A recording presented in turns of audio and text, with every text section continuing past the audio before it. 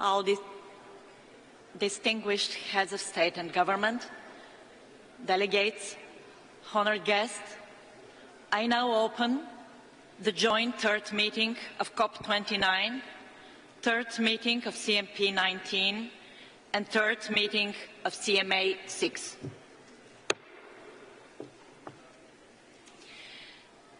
As we continue the national statements, I would like to remind distinguished speakers of the actions in place to ensure effective time management.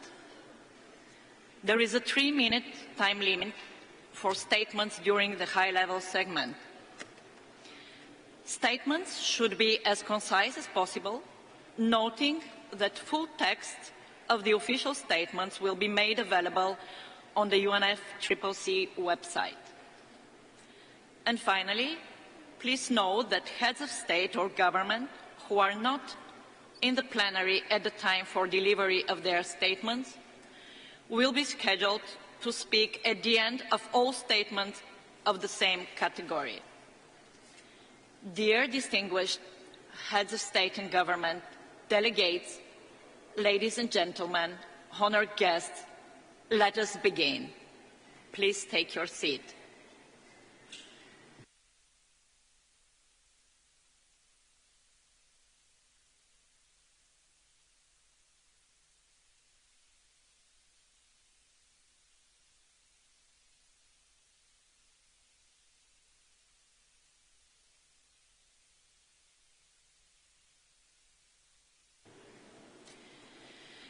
It is my pleasure to welcome Her Excellency Ms. Shaina Ansari Hamadani, Vice President of the Islamic Republic of Iran.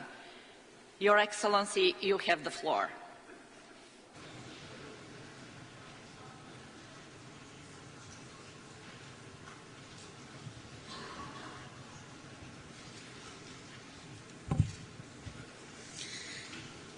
In the name of God, Mr. Chairman, Executive Secretary, honorable leaders and representatives, ladies and gentlemen.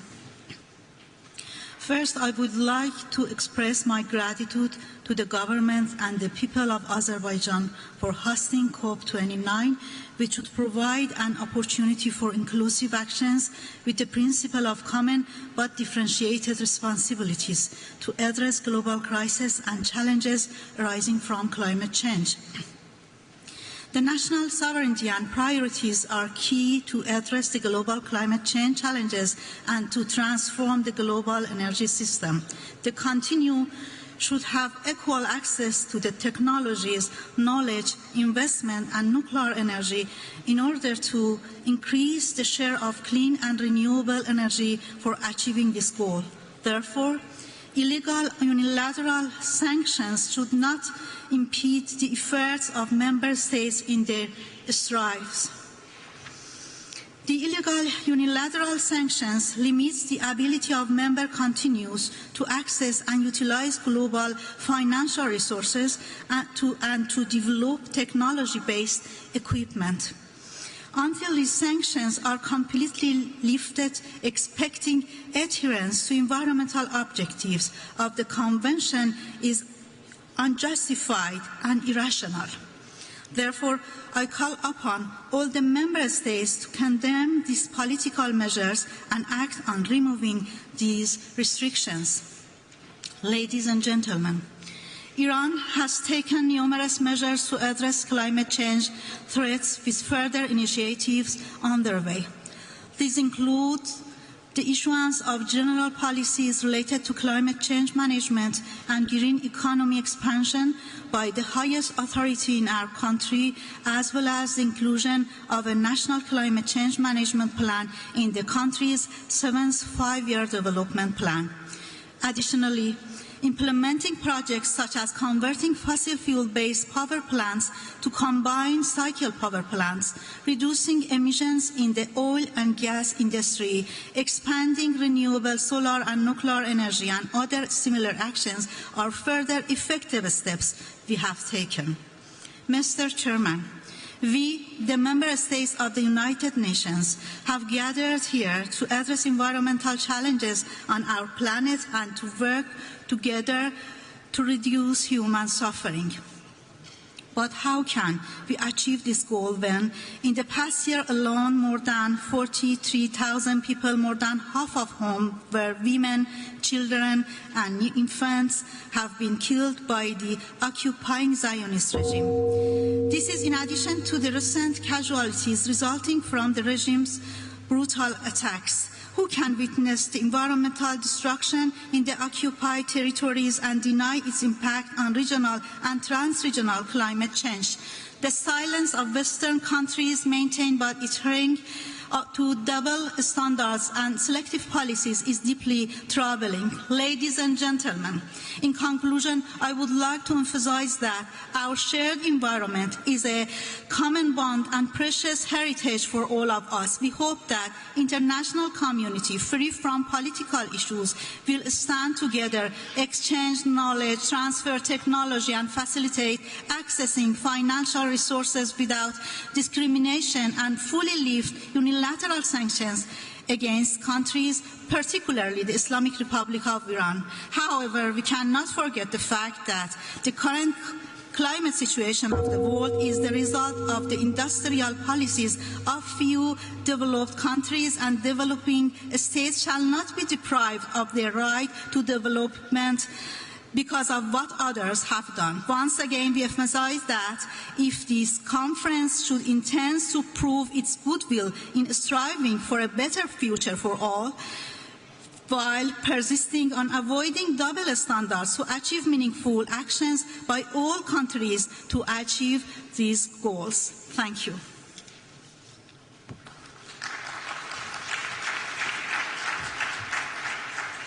Thank you, Your Excellency.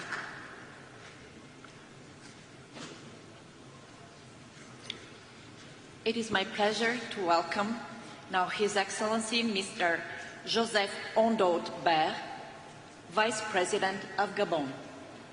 Your Excellency, you have the floor.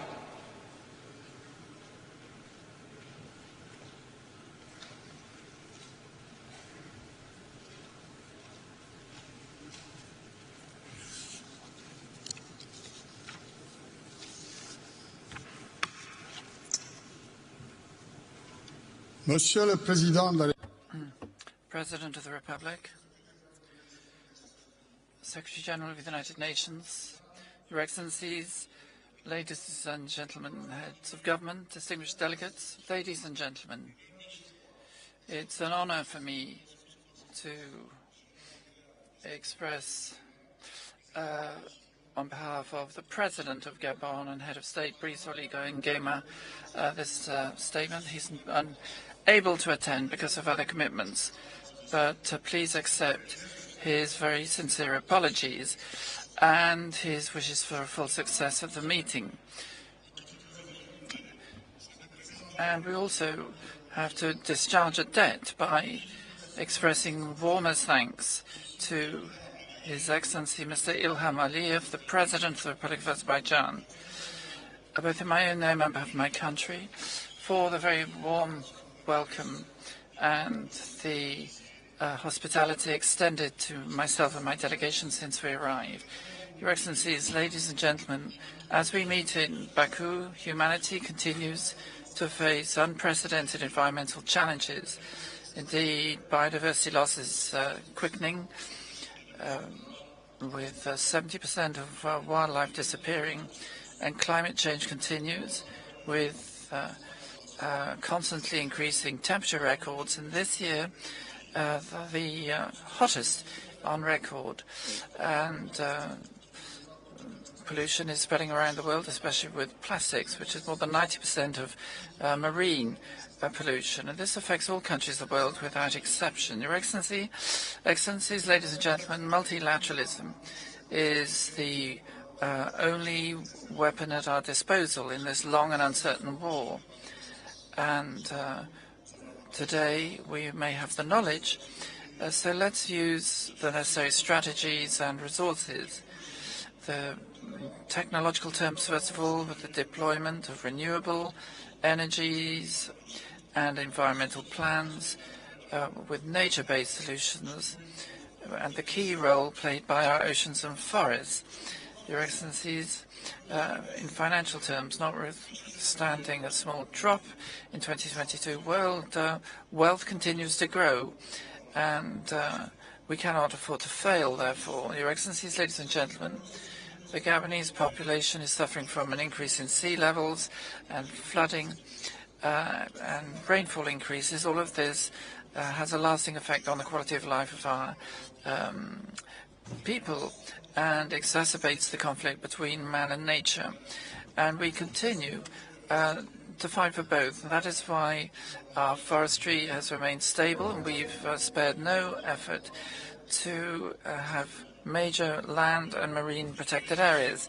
Today, I reassert the profound commitment of my country and our people is devoting 3 days to reconstituting our ecological environmental resources and ecosystems in order to deal with climate change. This demonstrates once again that our narratives internationally must correlate with the national situation.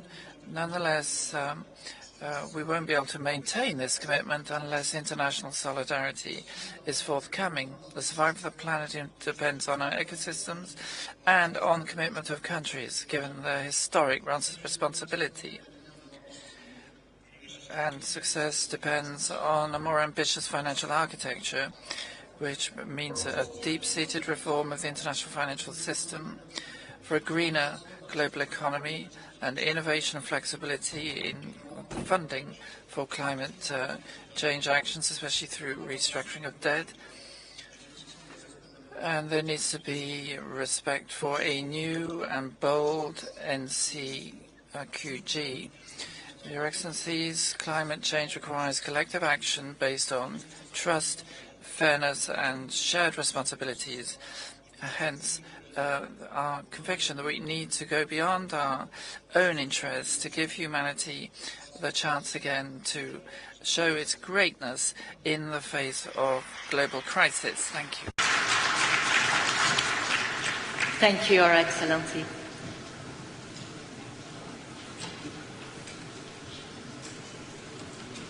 It is my pleasure now to welcome His Highness Sheikh Sabah Khaled Al Hamad and Al Sabah, Crown Prince of Kuwait.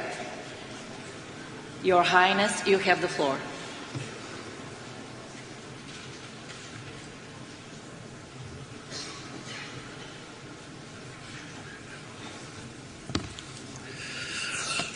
Bismillah ar-Rahman ar-Rahim. In the name of God, the merciful, Your Excellency, Mr. President Aliyev of the Friendly Republic of Azerbaijan, Secretary General of the United Nations, Antonio Guterres, Your Highness, Excellencies, ladies and gentlemen, may peace, mercy, and the blessing of God be on all of you. Allow me at the outset to convey the greetings of His Highness the Emir of Kuwait. May God be with him and protect him. I would also like to convey his wishes for the success of the 29th COP. I'm also pleased to say how grateful we are to the Friendly Republic of Azerbaijan for their exemplary organization of this conference. Your Highnesses, Excellencies, there's no doubt that climate change is a global concern and a threat to many countries, and Kuwait is one of them.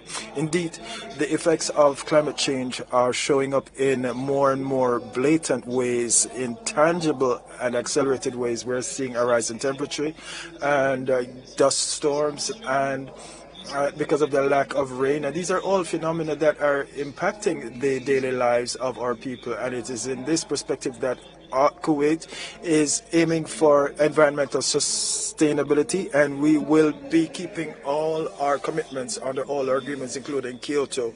And through our projects at the national level, this is guaranteed. And within the framework of the Paris Agreement, we will be supporting the two initiatives. That is, they call for a truce, and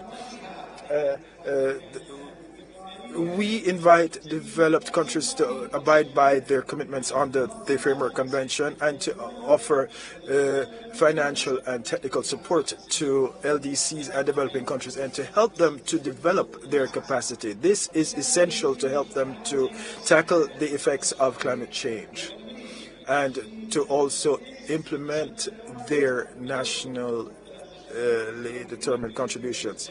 Madam Chair, we have the Arab Economic Development Fund managed by Kuwait, and we will spare no effort to support developing countries and support projects to tackle climate change. And in this regard, we have granted over 100 projects, financed over 100 projects, and by 2050, we will be aligning our economic growth based on a net zero target, and we will step up our resilience to climate change and try to achieve net zero by 2060. This will be through several strategic projects to reduce carbon in all sectors, and we also will be implementing clean energy. We also have the ambition of using 50% of solar energy by 2050 in the electricity sector. And we also are planning to have low carbon energies and technology implemented and to promote sustainable energy. Our objective is to reduce greenhouse gas emissions by 80%. And to do so by 2040. It is our hope that our efforts, along with other countries, will help us all achieve a prosperous future that will be for the benefit of each and every one of us. Thank you.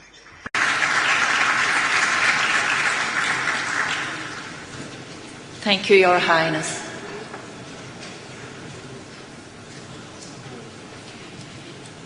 It is my pleasure to welcome His Eminence Cardinal Pietro Parolin, Secretary of State of the Holy See.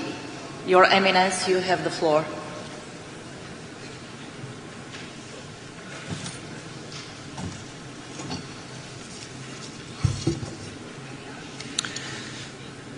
Madam President, Excellencies, ladies and gentlemen, on behalf of Pope Francis, I extend cordial greetings to all of you and wish to assure you of his closeness, support and encouragement so that COP29 may succeed in demonstrating that there is an international community ready to look beyond the particularism and to place at the center the good of humanity and our common home, which God has entrusted to our care and responsibility. Efforts should be made in particular to find solutions that do not further undermine the development and adaptive capacity of many countries that are already burdened with crippling economic debt. Indeed, ecological debt and foreign debt are two sides of the same coin, mortgaging the future. And I would like to reiterate an appeal that Pope Francis made in view of the ordinary jubilee of the year 2025, asking the more affluent nations that they may acknowledge the gravity of so many of their past decisions and determine to forgive the debts of countries that will never be able to repay them. More than a question of generosity, this is a matter of justice. It is made all the more serious today by a new form of injustice, which we increasingly recognize, namely that a true ecological debt exists, particularly between the global north and south, connected to commercial imbalances which affects on the environment and the disproportionate use of natural resources by certain countries over long periods of time. Therefore, it is essential to seek a new international financial architecture that is human-centered, bold, creative, and based on the principles of equity, justice, and solidarity. A financial architecture that can truly ensure for all countries, especially the poorest and those most vulnerable to climate disasters, both low carbon and high sharing development pathways. For an ambitious agreement that promotes initiatives and processes aimed at truly inclusive development, we must all take responsibility for safeguarding not only our own future, but that of all. I reiterate the dedication and support of the Holy See, especially in the field of integral ecology education and in raising awareness of the environmental as a human and social problem on any number of levels. Thank you.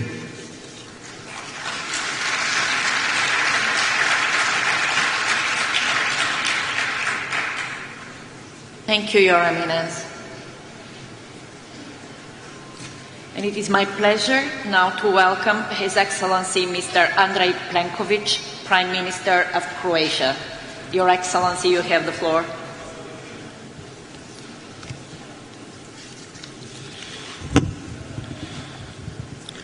Excellencies, ladies and gentlemen, it is an honor to stand before you today to address one of the most pressing issues of our time, the urgent need for global action against climate change.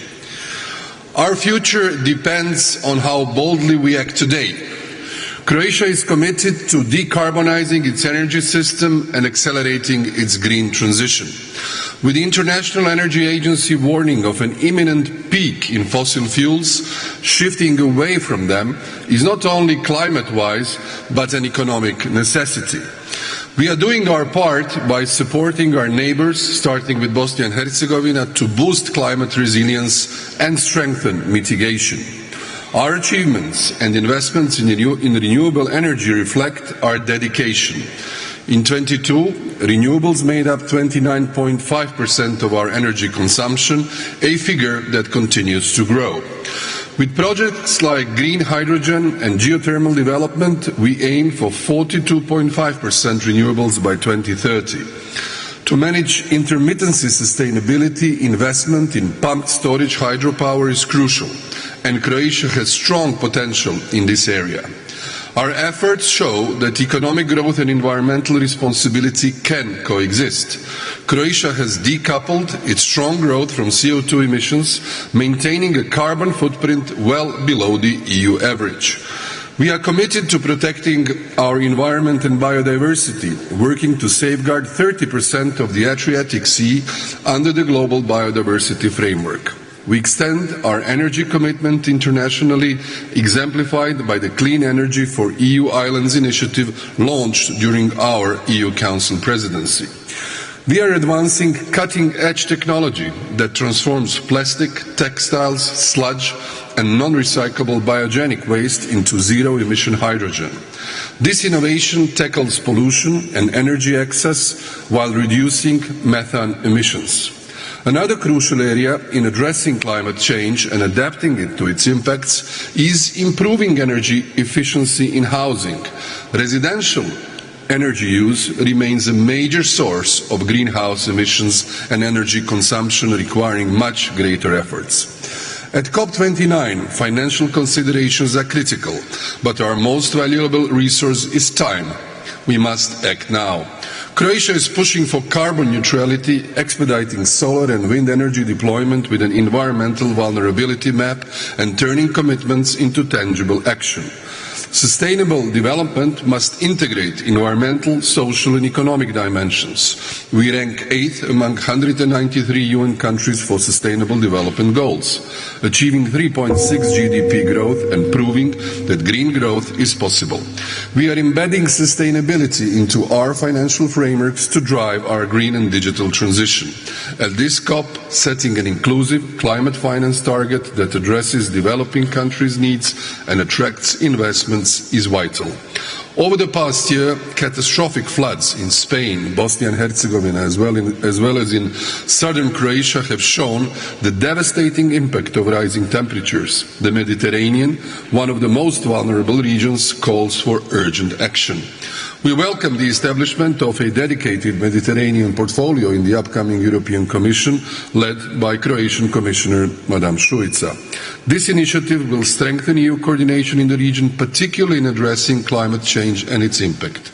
We must act now to protect our people, economies and natural habitats. Croatia stands committed to a global vision of a sustainable, resilient future. Together, we must transform our ambitions into reality for the generations to come. Thank you.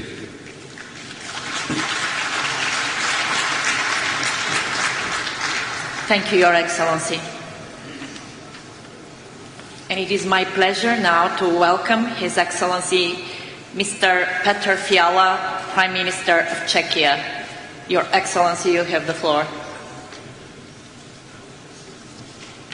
Mr. President, Excellencies, ladies and gentlemen, first of all, I would like to thank the President and people of Azerbaijan for hosting this important conference. Climate change is a serious danger for all of us. We see its devastating impact everywhere in the world. There are floods in Europe, hurricanes in America, landslides in Asia, and drought in Africa. It can increase some of our biggest challenges like health, poverty, and hunger. We all know the risks, but we also know how difficult it is to move from words to action. I am proud that my country, Czech Republic, has made some good progress. Since 1990, our carbon dioxide emissions are down by more than a third. Our energy sector changes to the core. We will discontinue coal, and we push for renewables and nuclear power. As I said in Dubai last year, I strongly believe that nuclear power is essential to meet climate goals. It gives me hope that nuclear energy is more and more popular around the world. We also see development in new technologies. Czech Republic has 50 years of experience with nuclear power. We are ready to assist any country that wants to use it in the future. This includes SMRs or traditional technology. Nuclear power has many benefits. It produces extremely clean energy. It is also very safe with the help of skilled experts and strong international standards. Yes, international cooperation, global action and innovative solutions are key to solve this crisis. But only reduction of effects is not enough. We also need to focus on adaptation. We must reconsider our priorities in many ways. We must help each other to change our countryside and infrastructure to manage weather extremes. In everything we do, our cooperation must be practical. When I look at the history of global goals, I see many fails. In many areas and regions, it is extremely difficult to fulfill the promises made. It is not likely that we will have more success with even stronger targets. We need to agree on reliable consensus. It must be ambitious and realistic. This is more important than bombastic declarations which are then impossible to deliver. It is good that the European Union wants to lead the way, but others must follow to make a real difference. That is why I really appreciate the commitment of major economic powers of the world. I am glad that they set good examples. Ladies and gentlemen, the topic of this conference is noble and necessary. We face hardships, but we must not give up. My country, the Czech Republic, is ready to do its part in cooperation with the international community to build and keep peace, to prevent suffering, and to increase chances for good life for all. Thank you for your attention.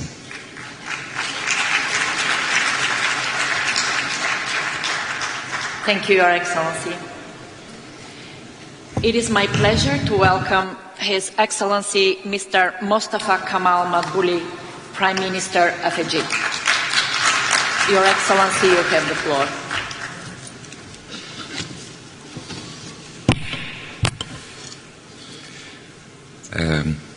أصحاب الفخامة والسعادة قادة الدول والحكومات. Your Excellency, His Majesties, heads of state and government, ministers, ladies and gentlemen, may I begin by conveying to you greetings from His Excellency President Abdel Fattah el-Sisi, the President of Egypt, who entrusted me with representing him here, giving me the honor of representing Egypt at this COP. And I would like to avail myself of this opportunity to greet His Excellency President Ilham Aliyev, the President of Azerbaijan, and I would like to wish our proceedings every success. And I'm confident we will achieve positive and constructive results at the end of this conference. The holding of this conference is marked by grave events which are deeply troubling and major challenges which have led to loss of life and which pose huge difficulties. And Egypt calls for concentration on implementation in dealing with the climate crisis and catching up the delays in dispensing finance for loss and damage, especially countries that are deprived of technology and knowledge and who need capacity development in order to avoid loss of human life. Egypt has unstintingly called for strengthening the principle of solidarity and consensus and negotiation that take into account the differences among countries and disparities, as recalled in the Paris Agreement. Moreover, we have launched the Sharm el-Sheikh platform.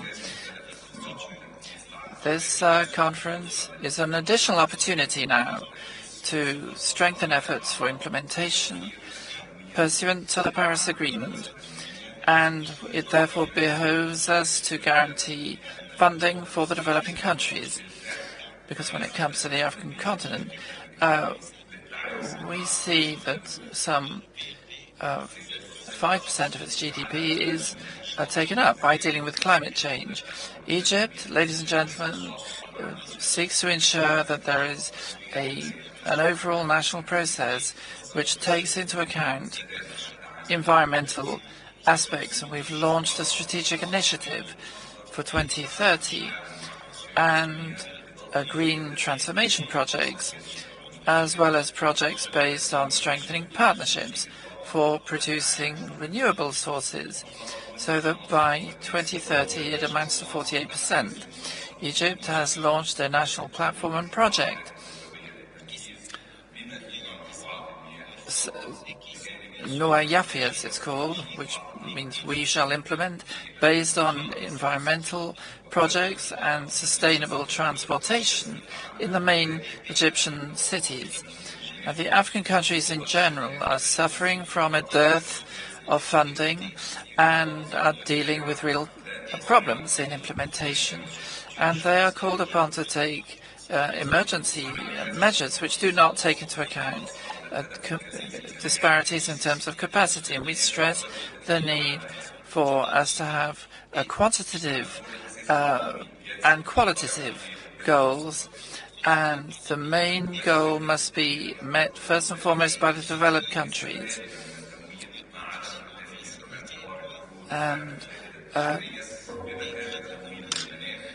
customary loans should be replaced by contingency funding to take into account the real conditions for dealing with climate change in the countries. There's also a need to tackle the shortage of funding when it comes to implementation. And we wish the Azerbaijani presidency every success, and we are confident we will meet our expected aspirations. Thank you. Your Excellency. And it is my pleasure now to welcome His Excellency Mr. Kyriakos Mitsotakis, Prime Minister of Greece. Your Excellency, you have the floor.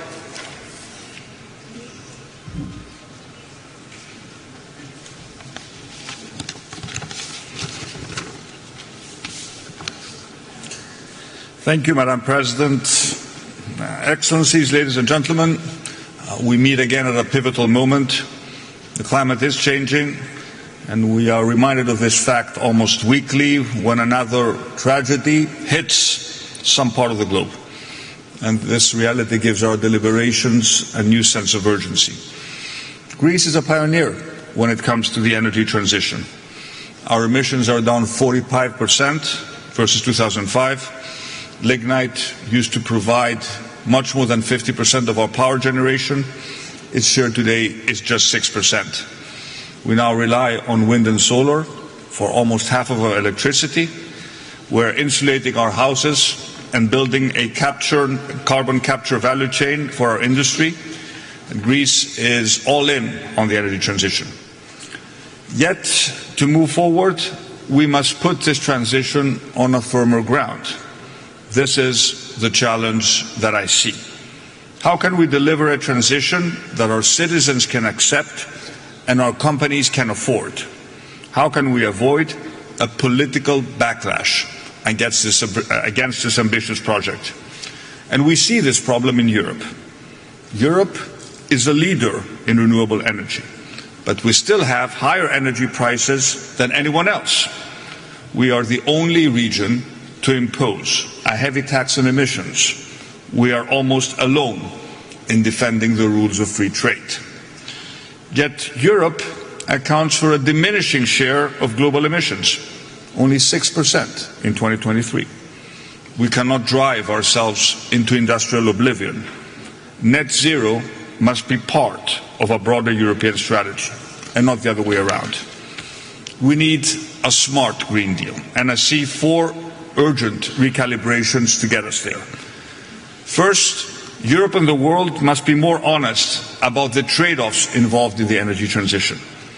Yes, the energy transition will, in the long run, lower costs, but this transition will not be painless. We need to ask hard questions about a path that goes very fast at the expense of our competitiveness and a path that goes somewhat slower but allows our industry to adapt and to thrive. It is our responsibility to weigh these trade-offs carefully, not to whisk them away. Second, Europe needs a regulatory reset. We spend way too much on targets that in truth get limited scrutiny and enjoy limited legitimacy. We learned this lesson when we tried to bring the transition to our farmers. We cannot micromanage this transition. Each country must choose its own ambitious path. We must aggressively go after the easier emissions first and allow new technologies to mature. We must be ruthlessly technologically neutral. We must let innovation do its work. Third, Europe must rededicate itself to the internal energy market. Rhetorically, everybody supports the internal market, but in practice, Europe often stitches together 27 discrete strategies. We have sometimes a zero-sum mentality within Europe, rather than think about the European and the global interest in a world that is rapidly changing. And the easiest way to strengthen the internal energy market and to bring about the green transition and to lower electricity prices is to invest in our grids. The Draghi report was very clear on this. Grids are a European public good. There is no internal market without a massive expansion in our ability to transport electricity in Europe. And finally, Finally, we need to do more on adaptation. Across Europe and across the world, our citizens are faced with unprecedented climate shocks. We need more resources to prepare, to respond in time in order to save lives and livelihoods, and to help people and communities rebuild after disaster. We cannot focus so much on 2050 that we forget 2024. I am committed as ever to the EU Green Deal. Europe must and will remain a global leader in the transition, but we must be smart and pragmatic, focused on data and science with increased flexibility and with a renewed sense of the things that Europe united can accomplish. We cannot waver in our determination to address climate change, but we must do more to ensure that we can and must continue this journey uninterrupted and without leaving anyone behind. Thank you very much.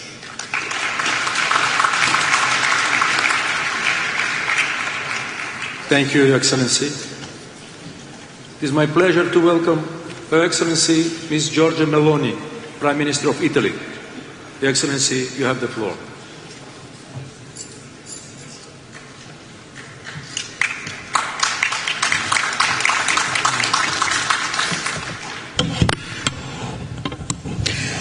Well, dear colleagues, this summit, for which I thank Azerbaijani's presidency, is called upon to contribute further momentum to the effort to limit the global temperature increase to within 1.5 degrees. In Dubai, we set ambitious goals, tripling the world's capacity to generate renewable energy and doubling the global rate of energy efficiency improvements by 2030. Reaching this goal requires everyone's cooperation, starting with the major emitters of greenhouse gases and adequate financial support. During this conference, we will work to adopt the new climate finance target. Reaching a valuable compromise requires sharing responsibilities and overcoming divisions between developed nations and emerging and developing economies. Italy intends to continue to do its own part. We are already allocating a large amount of the more than €4 billion budget of our climate fund to Africa, and we will continue to support initiatives such as the Green Climate Fund and the Loss and Damage Fund, as well as continue to promote the involvement of multilateral development banks. But it is equally a priority that decarbonization takes into consideration our production and social systems sustainability.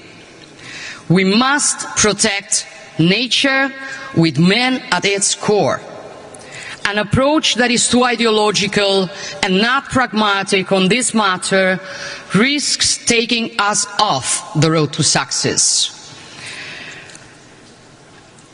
Technology neutrality is the right approach, as currently there is no single alternative to fossil fuel supply.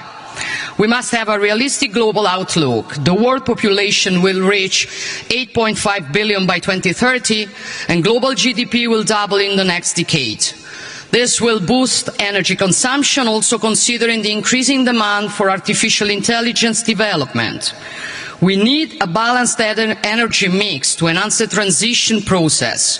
We must use all available technologies, not only renewables, but also gas, biofuels, hydrogen, CO2 capture, and in future nuclear fusion, which could produce clean, safe, and limitless energy.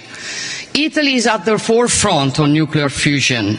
In the framework of our G7 presidency, we organized the first meeting of the World Fusion Energy Group, sponsored by the International Atomic Energy Agency.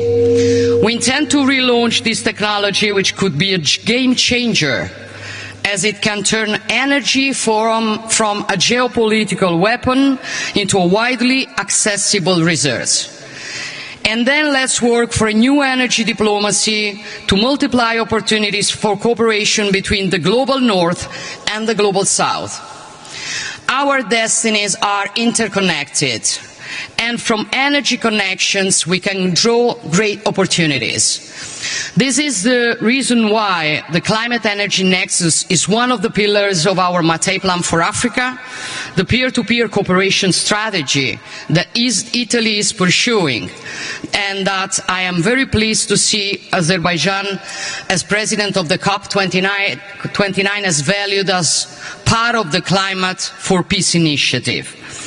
Under the Italian presidency, the G7 has promoted new and concrete initiatives such as Energy for Growth in Africa to develop infrastructure for green energy production and distribution, and the Adaptation Accelerator Hub to support the world's most vulnerable nations in their climate change adaptation and mitigation efforts. So, dear colleagues, like any COP, it is up to us to determine whether this will be a success or a failure. We know that we may not personally benefit from the results of the efforts that we are making. But this is not the important thing. I'm a mother. And as a mother, nothing gives me more satisfaction than when I work for policies that will enable my daughter and her generation to live in a better place. So, as William James would say, act as if what you do makes a difference, for it makes it. Thank you.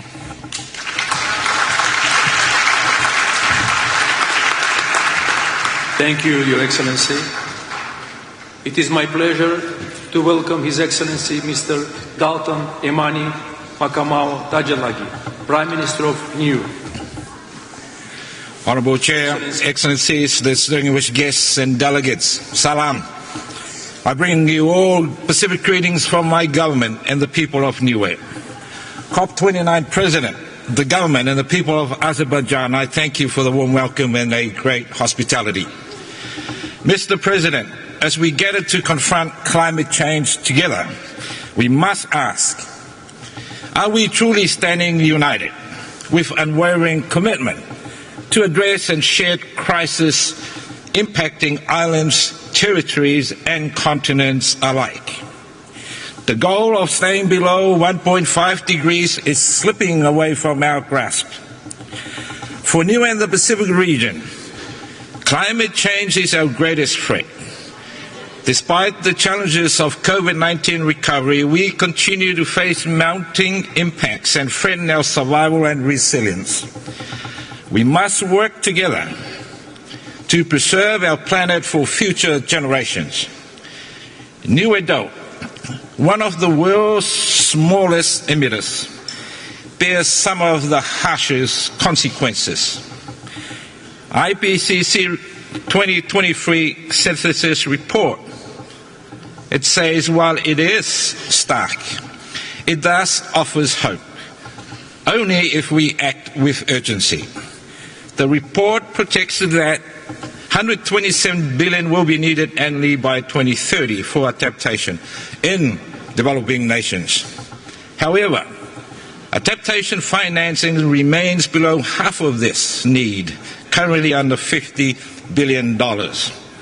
Developed nations must finalize the new collective quantified goal for climate change, dedicating at least 50% to adaptation and to fully support and fund the Loss and Damage Fund established at COP27 as a matter of justice for the communities already enduring the worst impacts of climate change, and request urgent, simplified and additional funding for small island development states. We call on multilateral climate funds to streamline access processes, making them efficient and accessible for the most vulnerable countries, for the Pacific and others at risk regions. Accessible finance is not optional. It is essential to ensure timely and reliable support for our people and ecosystems. Effective climate funding requires strengthened capacities within our nations. If the 100 billion annually climate finance target is realized, with 5% allocated to the Pacific, we will need the capacity to effectively manage and implement this support. Pacific Islands countries face an increasingly urgent need for adaptation finance as climate impacts deepen. Although Niue emissions are negligible, we remain committed to our national determined contributions and national adaptation plans. To achieve this, access to the right technologies and resources is essential, as is the financing to implement them. Capacity building will empower us not only to meet climate goals, but to access finance effectively. Let us unite. Let us unite in solidarity at this COP and beyond to foster collective actions towards true climate resilience. I thank you. Psycho, God bless. Thank you, Your Excellency.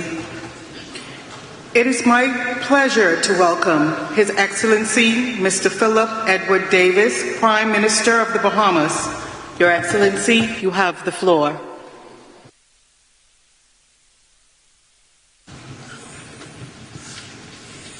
Thank you very much. May I begin by expressing my thanks to the President and people of Azerbaijan for the warm welcome and gracious hospitality bestowed on us. We wish you peace and prosperity.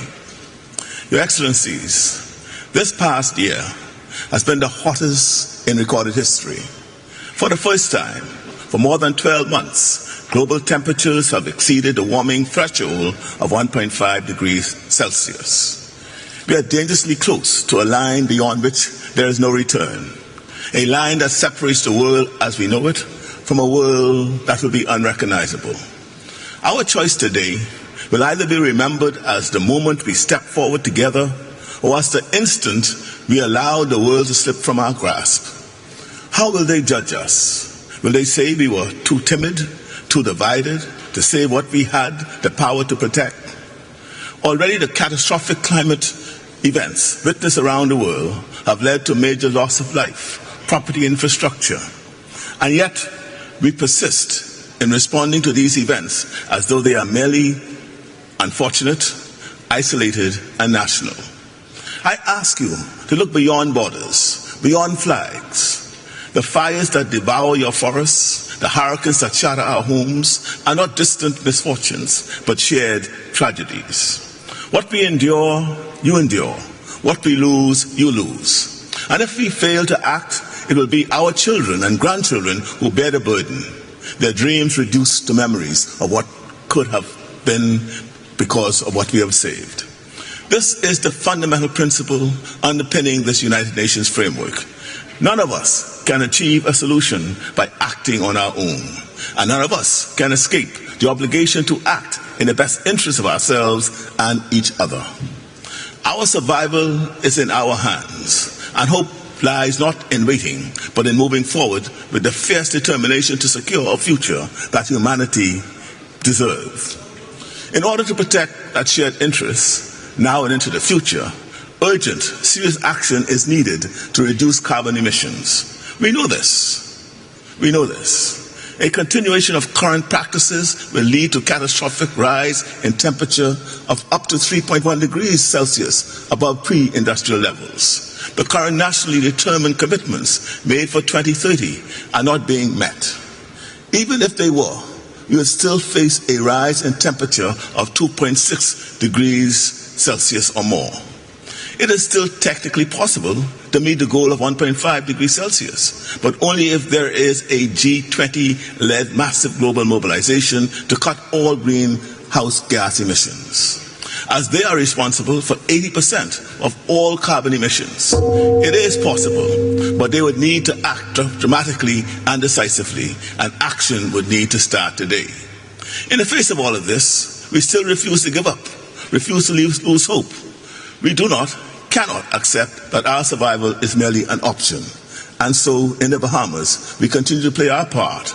We continue to preserve and protect the forests of grasses in our seas, which are estimated to absorb more carbon than the Amazon rainforest. If the Amazon provides the lungs to the planet, our seagrasses are its hidden blue heart. We will continue our transition to sources of renewable energy, and we will continue to pioneer the use of blue carbon credits to support the architecture of international climate finance. We want to play our part, but alone we cannot succeed in any of it. We simply do not have the resources, and each hurricane, each climate disaster leaves us with even less. Your Excellencies, we must not forget this historic achievement of the Paris Agreement.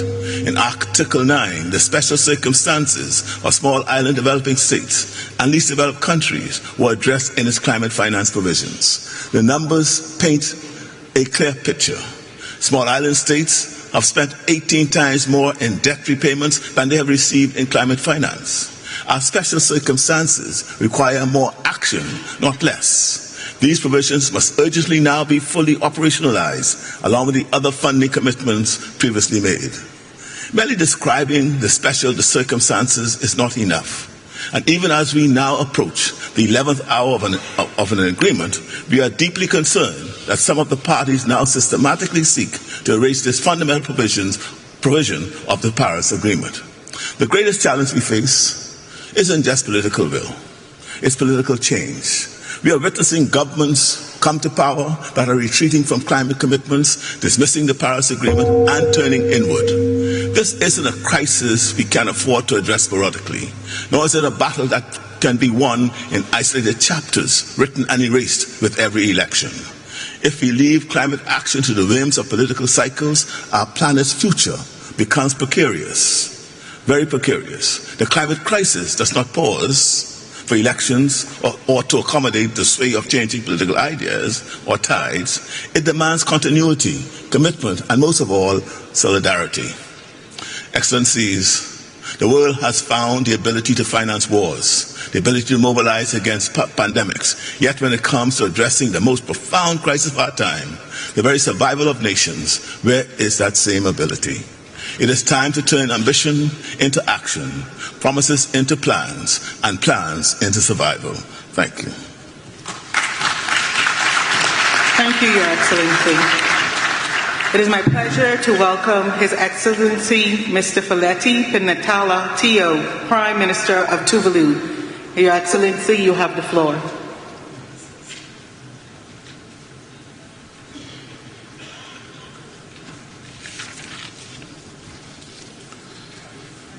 President of Cop29, Excellencies, ladies and gentlemen, with all protocols duly observed, let me first of all add my voice to the chorus of expression of gratitude and appreciation to our host, the government and people of Azerbaijan, for the sincerity and largesse of their hospitality.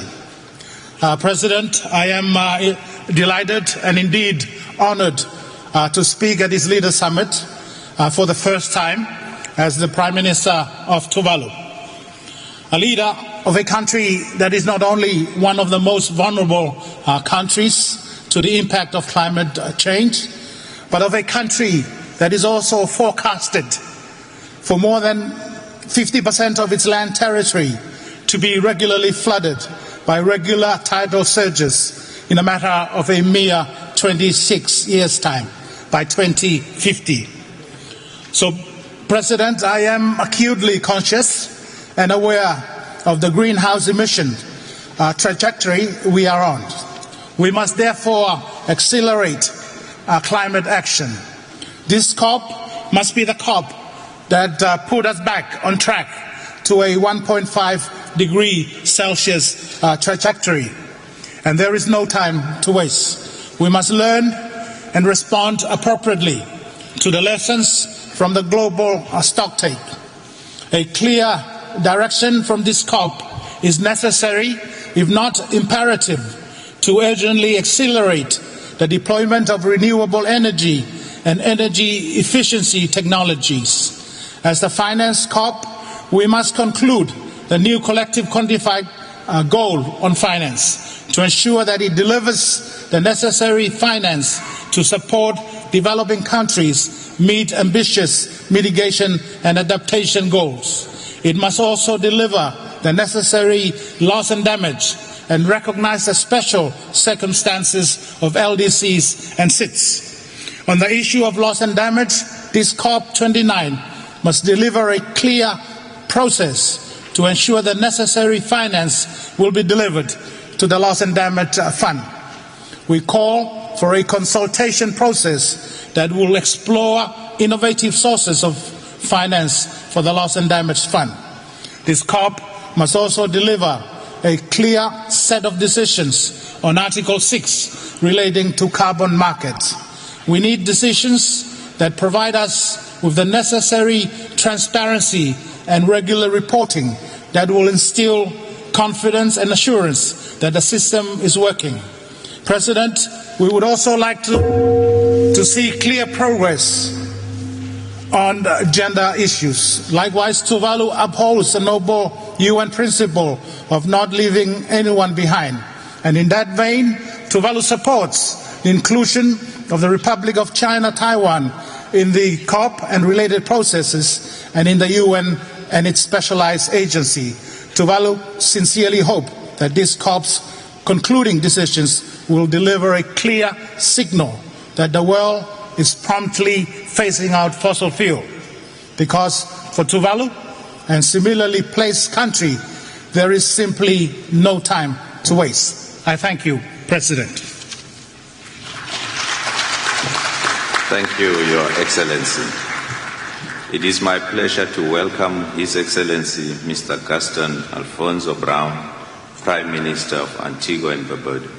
Your Excellency, you have the floor.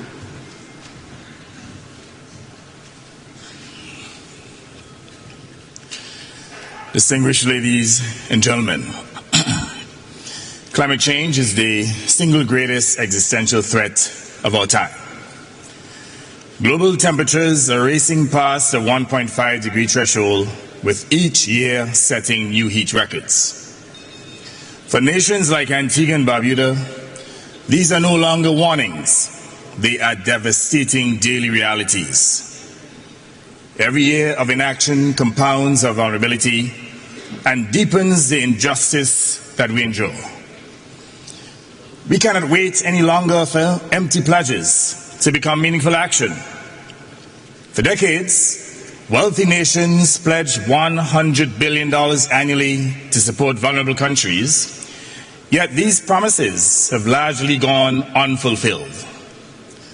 Now, as we discuss a new collective quantified goal, we again see proposals that complicate rather than commit. Wealthy polluting countries are seeking to shift responsibility onto elusive private capital instead of ensuring decisive government action to reduce and disincentivize emissions by introducing a global carbon tax to fund the clean energy revolution that is quintessential to saving our planet. To those who bear the greatest responsibility for climate change, I say this: the time for moral responsibility is now. The time for increased climate ambitions is now. If promises of support remain unfulfilled, then justice must demand that those promises are enforced. Today, we see consensus on a clear, substantial climate finance target at COP29 with adequate funding to help us adapt and to build resilience.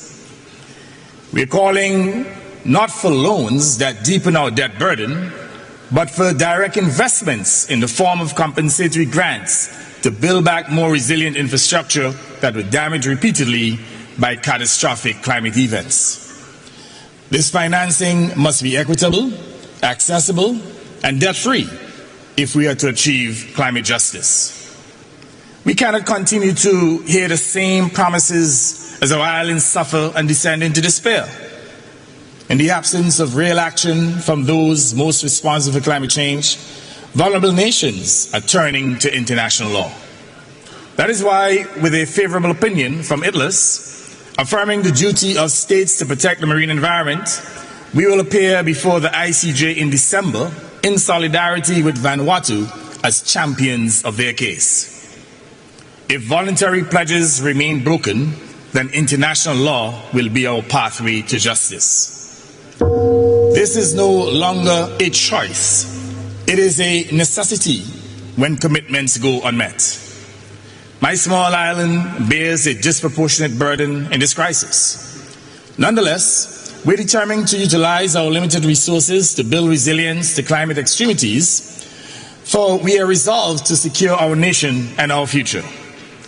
This is why small island developing states adopted the Antigua and Barbuda agenda for SIDS, the ABAS, at the 4th SIDS conference in Antigua earlier this year. We know that while the bell tolling warns us first, that its sound echoes for all. If vulnerable nations are abandoned today, tomorrow's toll will be universal. This Cop29 must be a turning point where the world chooses justice over delay, responsible leadership over evasion, and decisive action over empty promises. Mr. President, we urge that this be the year that promises are honored, because time is running out. Time is running out not just for small states, but time is running out for all of us. I thank you. Thank you, Your Excellency. It is now my pleasure to welcome His Excellency Mr. Muhammad Yunus, Chief Advisor of the Interim Government of Bangladesh. Your Excellency, you have the floor.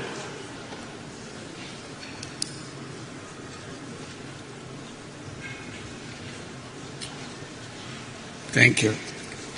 Mr. President and distinguished ladies and gentlemen, I seek your permission to present the climate catastrophe in a different perspective.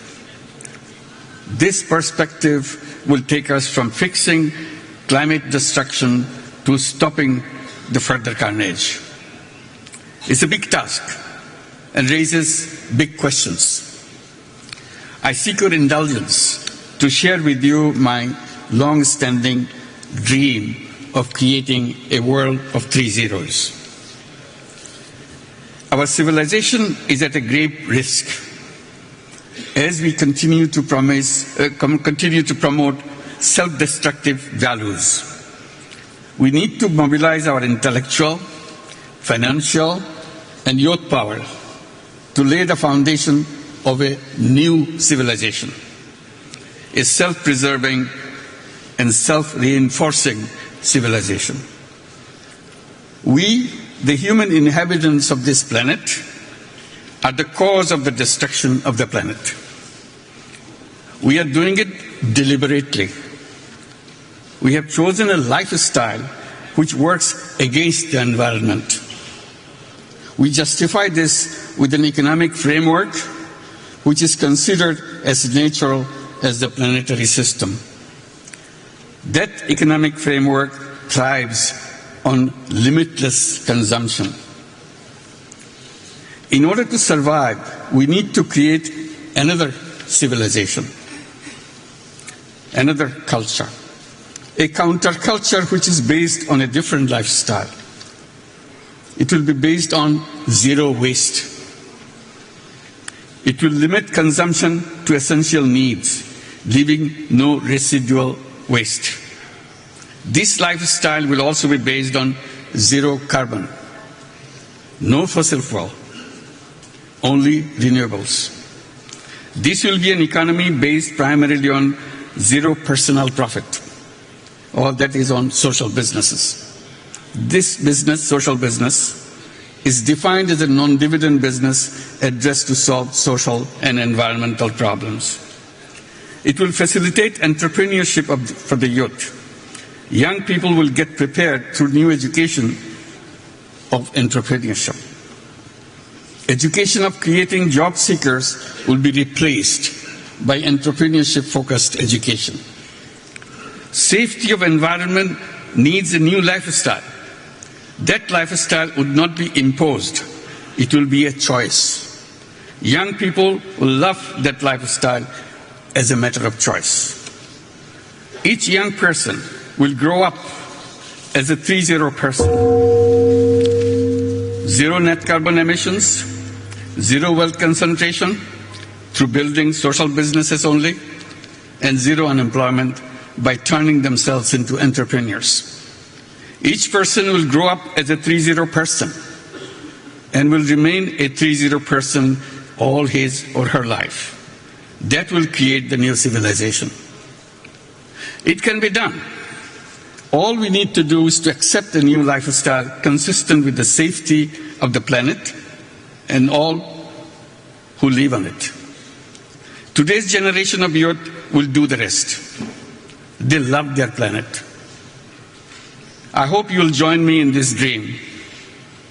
If we all dream together, it will happen. Thank you very much. Thank you, Your Excellency.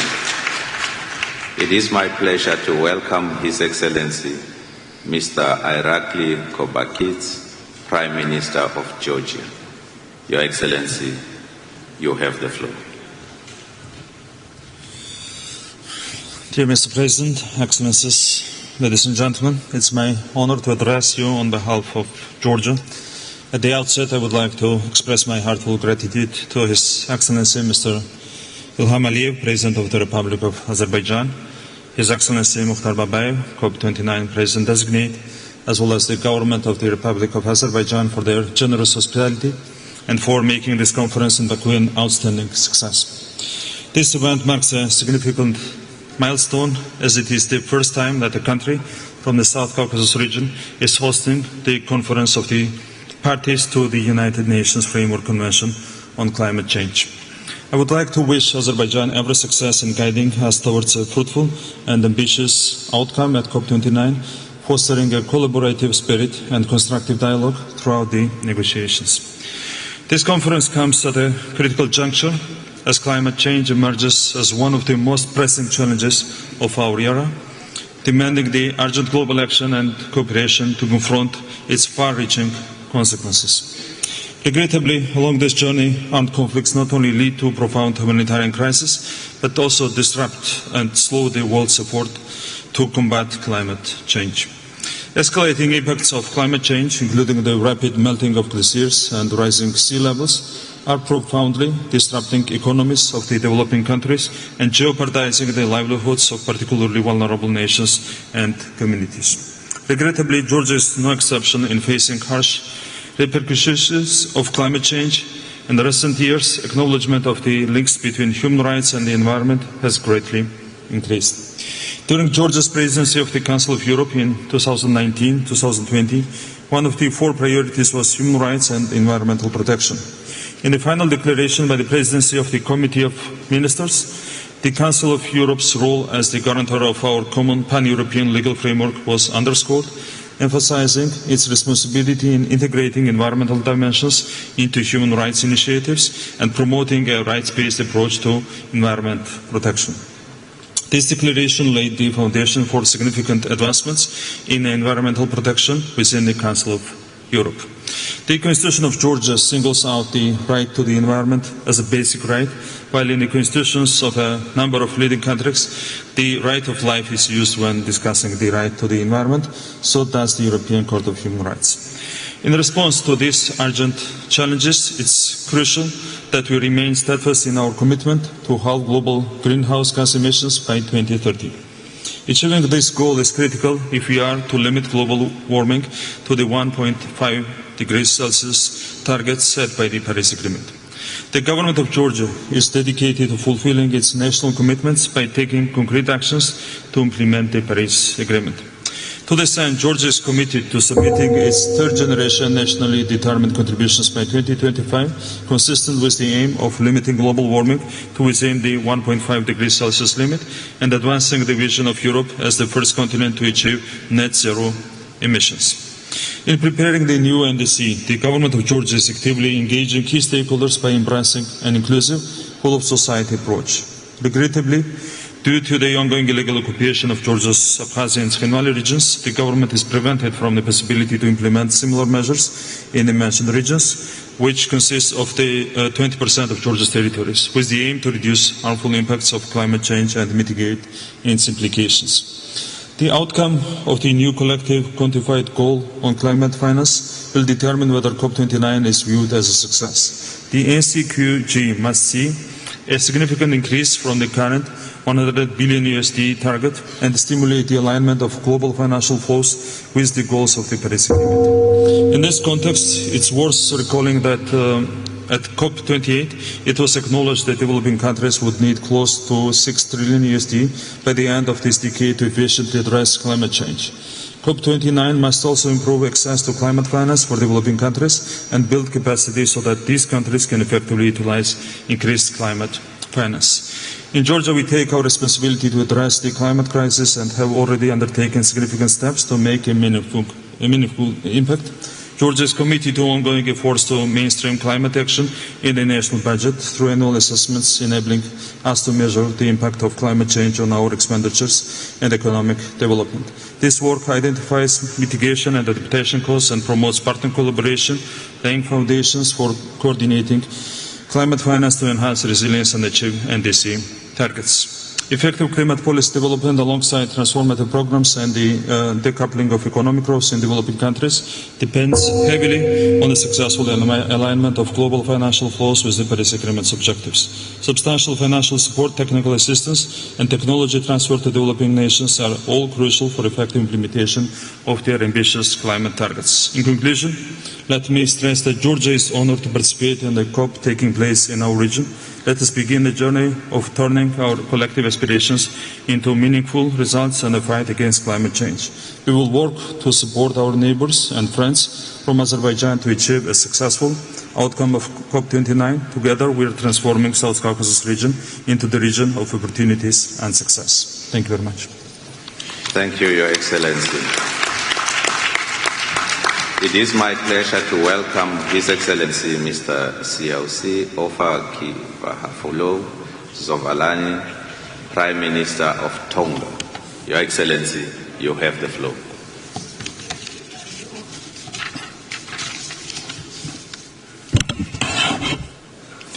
Excellencies, ladies and gentlemen, Maloilele, and I bring greetings from the Kingdom of Tonga. Mr. President, I congratulate you for assuming the presidency of COP29. My delegation assures you of our unwavering support as you lead us during this vital global climate summit. Climate change has been, is, and will be the most existential threat to Pacific Island nations, including Tonga. The recent findings from the IPCC and National Climate Assessments once more underscore this fact. Tonga witnesses a concerning increase in the intensity of tropical cyclones over the past decade. We lived through Category 5 systems in 2014, 2018, and 2020. Our sea level rise has risen at an alarming rate of 7.3 millimeters per year. This surpasses by far the global average. In turn, this has led to severe coastal erosion, frequent flooding, and the loss of crucial infrastructure. The incursion of salt water into lands has damaged groundwater quality. Rising ocean temperatures have caused widespread coral bleaching and a decline in marine biodiversity. The latest NDC synthesis report and UNEP emission cap report paint a sobering picture. We are not on track to meet the Paris climate goal and keep the 1.5 degree temperature limit within reach. We must accelerate the phase-out of unabated coal use and phase out inefficient fossil fuel subsidies. Tonga has a negligible contribution to global greenhouse gas emission, but we are steadfast in our commitment to implementing the necessary climate actions and targets. As the current chair of the Pacific Island Forum, Tonga strongly reiterates the critical importance of commensurate and timely access to climate finance for small island developing states.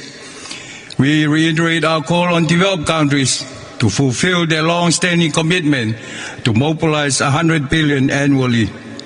We welcome the establishment of the Loss and Damage Fund at COP27 and emphasize the urgent need to operationalize this fund. We call upon the Green Climate Fund to recognize the robust procedures of multinational organizations such as World Bank and encourage innovative approaches and partnerships such as the Save the Children initiative, in which Tonga is a pilot country. Tonga supports the Unlocking the Blue Pacific Prosperity endorsed by Pacific leaders aimed to build effective ocean management, robust food system, and sustainable finance. In addition, our Pacific leaders recognize that we need timely, predictable, and scale-up access to climate finance and establish the Pacific Resilient Facility. This is Pacific-led, member-owned, and managed climate and disaster resilient financing facility. We urge global partners to continue their support for these two crucial regional facilities. At the national level, Tonga established the Tonga Climate Fund to accelerate the implementation of our climate action and achieve our vision to be a resilient Tonga by 2035. We further echo the call of Pacific leaders for states and regions to support the 2021 landmark declaration on preserving maritime zones, reaffirming our commitment to safeguarding our maritime zones from the adverse impact of sea level rise. Mr. President, Tonga fully supports the bid from Australia to host COP31, as it will be known as the Pacific COP. In closing, I express our deep hope that COP29 will foster genuine partnership and cooperation among all parties, and we must honor our respective responsibilities, especially now, as time is not on our side. I thank you. Thank you, Your Excellency. It is my pleasure to welcome His Excellency Mr. Edi Rama, Prime Minister of Albania. Your Excellency, you have the floor.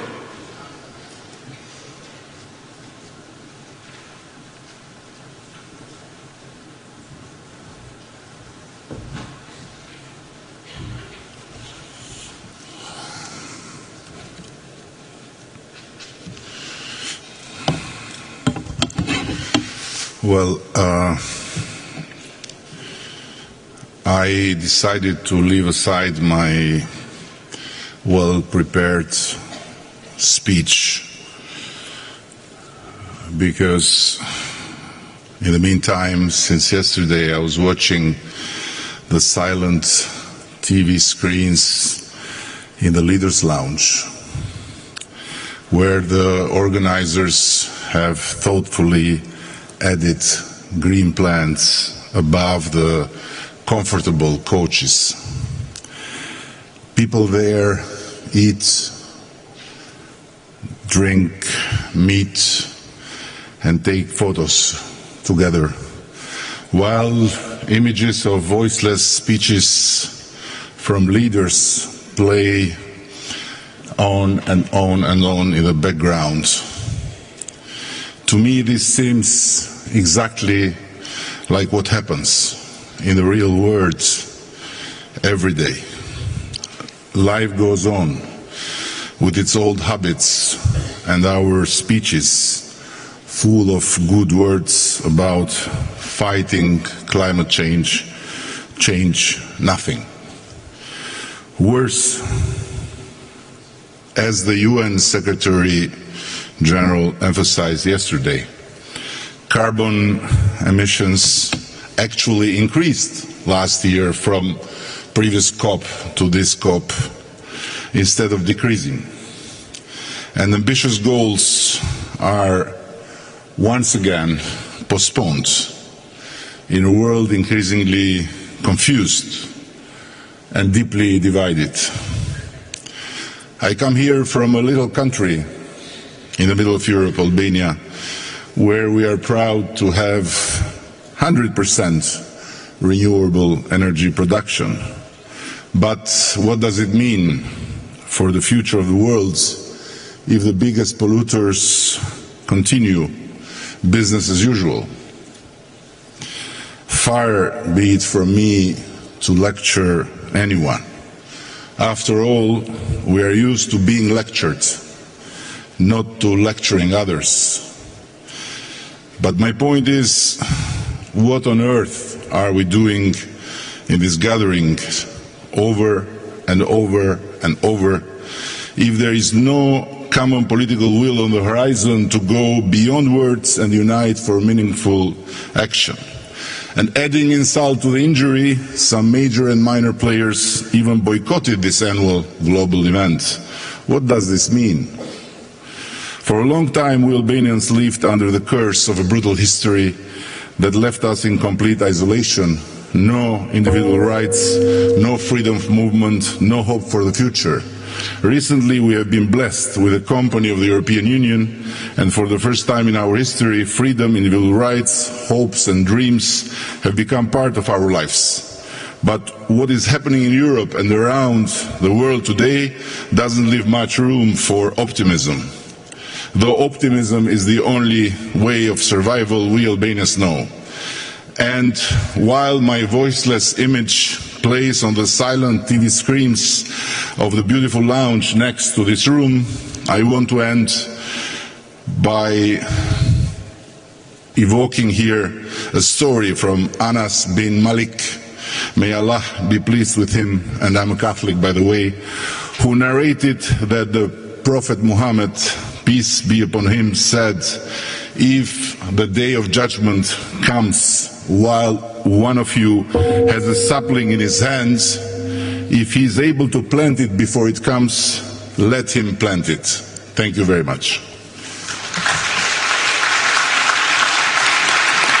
Thank you, Your Excellency.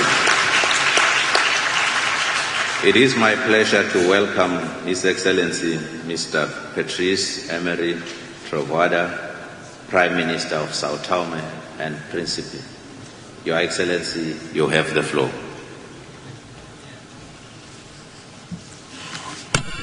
Thank you, Mr. President. Excellencies, ladies and gentlemen, allow me first to express our gratitude to the Azerbaijani government for the perfect organization of this event at the utmost importance, which brings together world's leaders, civil society, governmental and multilateral organizations to reinforce the commitment to increase our ambition in reducing greenhouse gas emissions, to address climate finance, and how to turn key climate decisions into concrete action and solid plans. Being member of the small island developing state, I would like to commend the Republic of Azerbaijan for its solidarity on the initiative to support islands. Excellencies, São Tomé and Príncipe, an island country located in the Gulf of Guinea, stands out for its natural beauty and unique terrestrial and marine biodiversity, harboring species found nowhere else in the world. As a small island developing state, our country faces specificities and vulnerabilities that make it particularly sensitive to climate change. Although São Tomé and Príncipe have a low rate of greenhouse gas emission, our populations every single day suffers the consequences of the climate change. These effects put food security, water resources, and livelihoods at risk, as well as compromising any development and resilience initiatives. Despite these challenges, we have made continuous efforts to adapt and to mitigate climate change, mobilizing climate finance for sustainable development and the protection of our ecosystem. Notable initiatives include the conservation of mangrove, the creation of marine protected areas, and protecting natural park on the island of São Tomé, as well on the island of Príncipe, which has already been recognized as a World Biosphere Reserve. In line with the Paris Agreement, we are committed to reduce emissions by 27% by 2030. In 2023, starting with Portugal, we signed a memorandum to convert part of our bilateral debt into climate action, guaranteeing the preservation of natural capital, counting today for 5.3% of our total external debt. This kind of initiative could turn São Tomé and Príncipe into a global example for how to reconcile debt relief and economic recovery with environmental protection. Today, at Cop29, once again, tirelessly, we call for more funding for renewable energy, carbon capture, and other green technologies for a rapid transition. Once again, we call for enacting stricter regulations and a fair and unified approach to the problem based on climate finance, climate justice, and common sense. We will not give up. We need to increase global public awareness as, independent of geographies, fact and science is unequivocal about the world's conjuncture worsening. We are leaders leading people, and it's our responsibility to ensure that our decision and action brings concrete benefits for them capable of shaping the future of humanity. I thank you. Thank you, Your Excellency. It is my pleasure to welcome His Excellency, Mr. Deacon Michel, Prime Minister of Grenada. Your Excellency, you have the floor.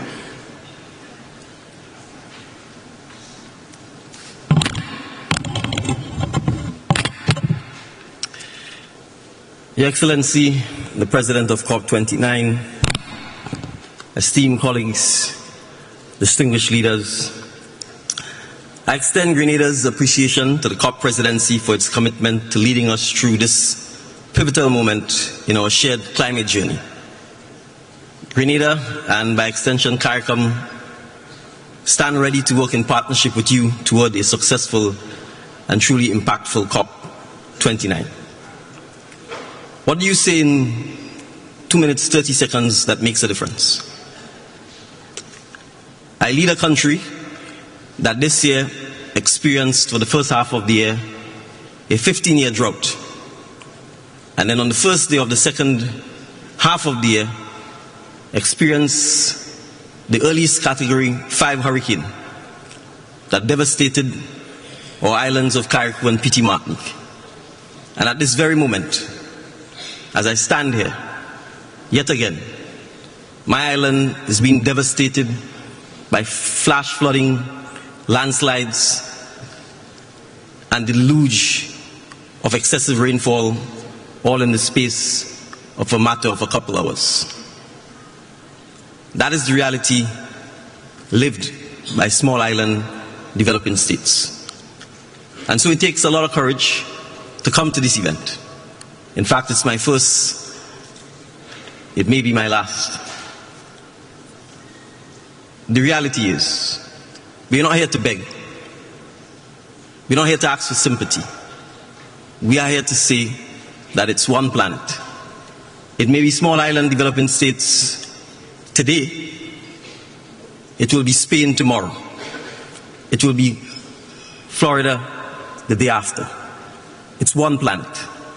It's one Earth. And the partnership that we are asking for, the partnership to finance climate adaptation, the partnership to finance climate resilience, is a partnership that works in the best interests of the planet and of all of mankind.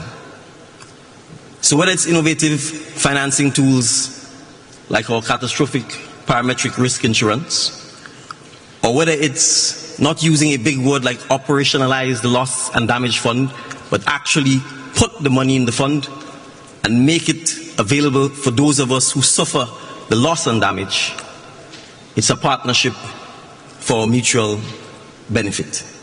Because the lessons we learn in small island developing states of resilience, of adaptability, of sustainability is a lesson that we can share with the world. And that's all we're asking for, partnership. Thank you. Thank you, Your Excellency. It is my pleasure to welcome His Excellency Mr. Mian Mohammed Shehbaz Sharif, Prime Minister of Pakistan. Your Excellency, you have the floor.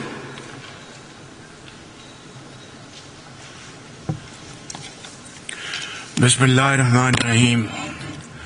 Ya ayyuhallazina amanu taqullaha wa qulu qawlan sadida yuslih lakum a'malakum wa yaghfir lakum dhunubakum wa man yuti' Allah wa rasulahu faqad faza fawzan azima.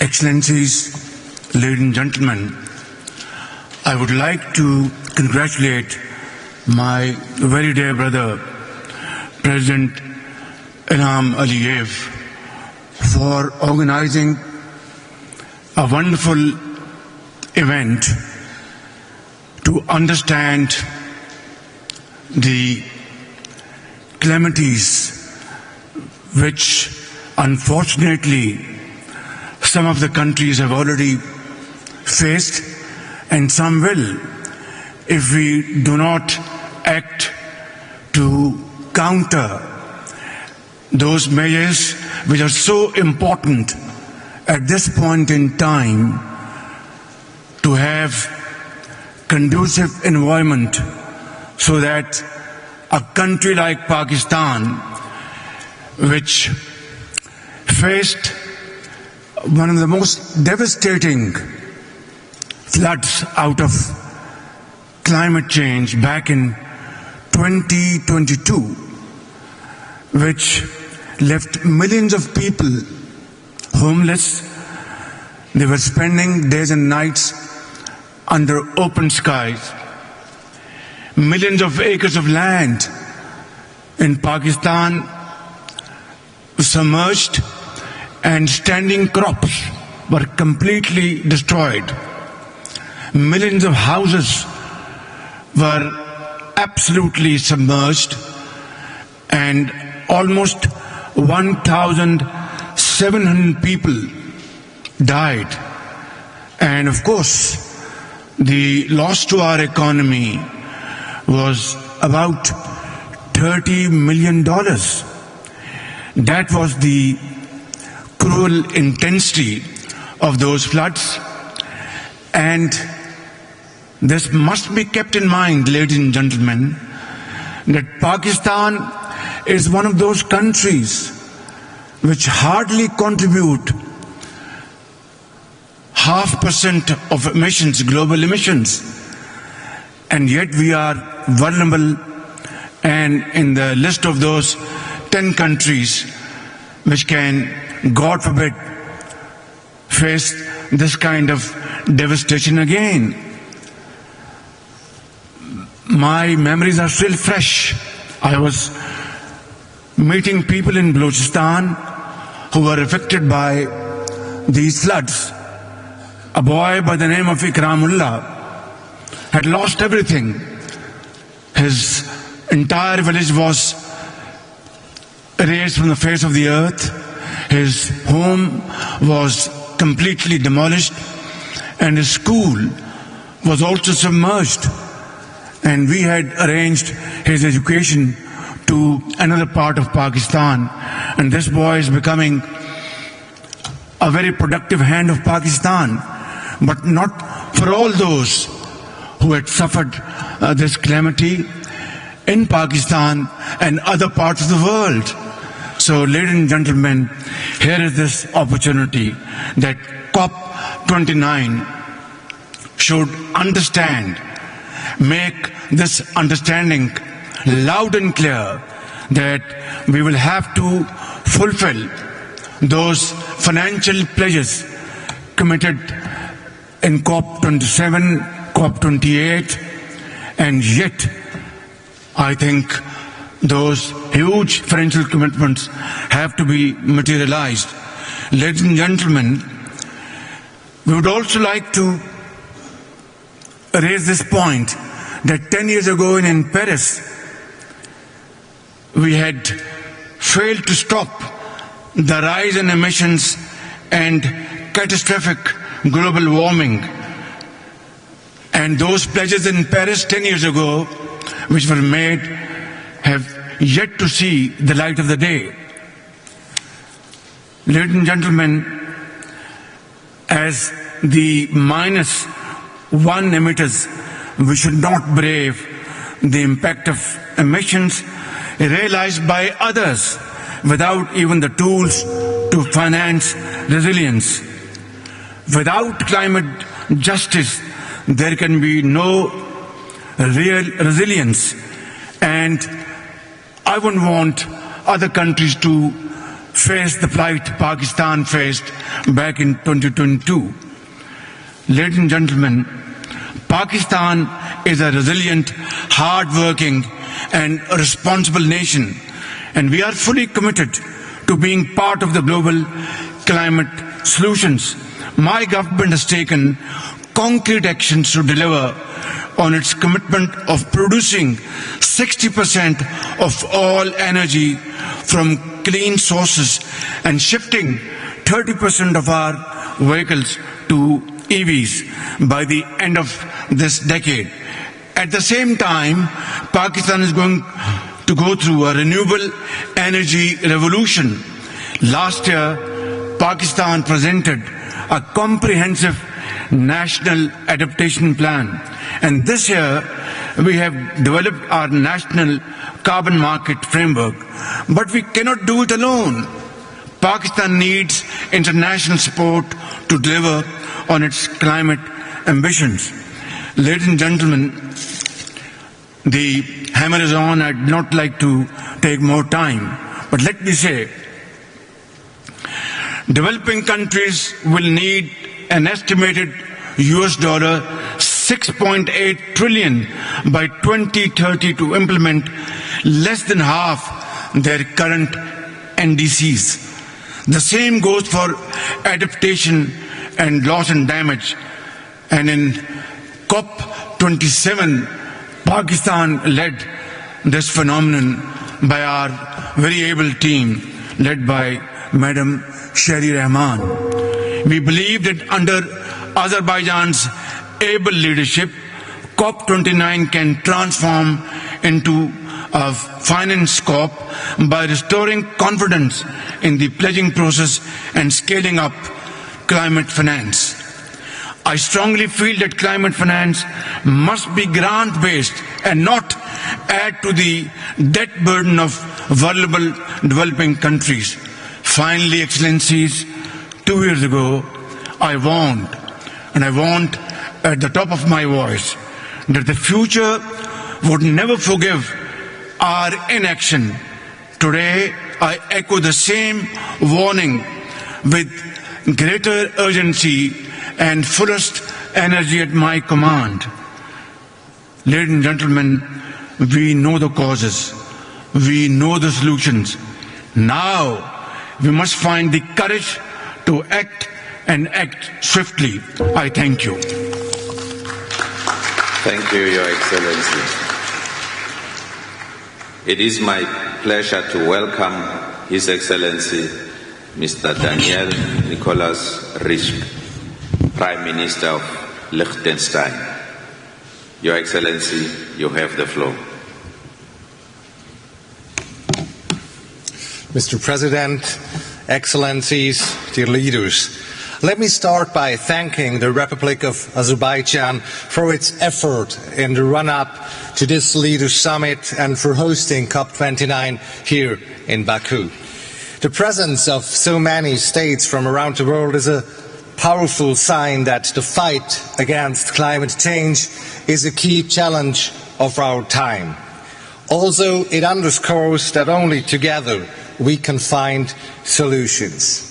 And noticing the slight critics on Europe and at least some European states in the introductory remarks of President Aliyev, I'd like to point to the fact that all European countries sent high-level delegations to Baku and that I myself and a large group of prime ministers and presidents from Europe are here in Baku to show full support of COP29. Because one thing is clear, multilateralism must be our answer to the global threats arising from climate change. Our annual gathering is also a sign of enduring courage. Our world is experiencing a multitude of security, economic, political and social challenges. The number of conflicts and therefore also the number of displaced persons and humanitarian needs is steadily increasing. Climate change in particular has the potential to further aggravate global security risks. It is therefore crucial that we come together again to keep the targets of the Paris Agreement within reach. One thing is clear to me.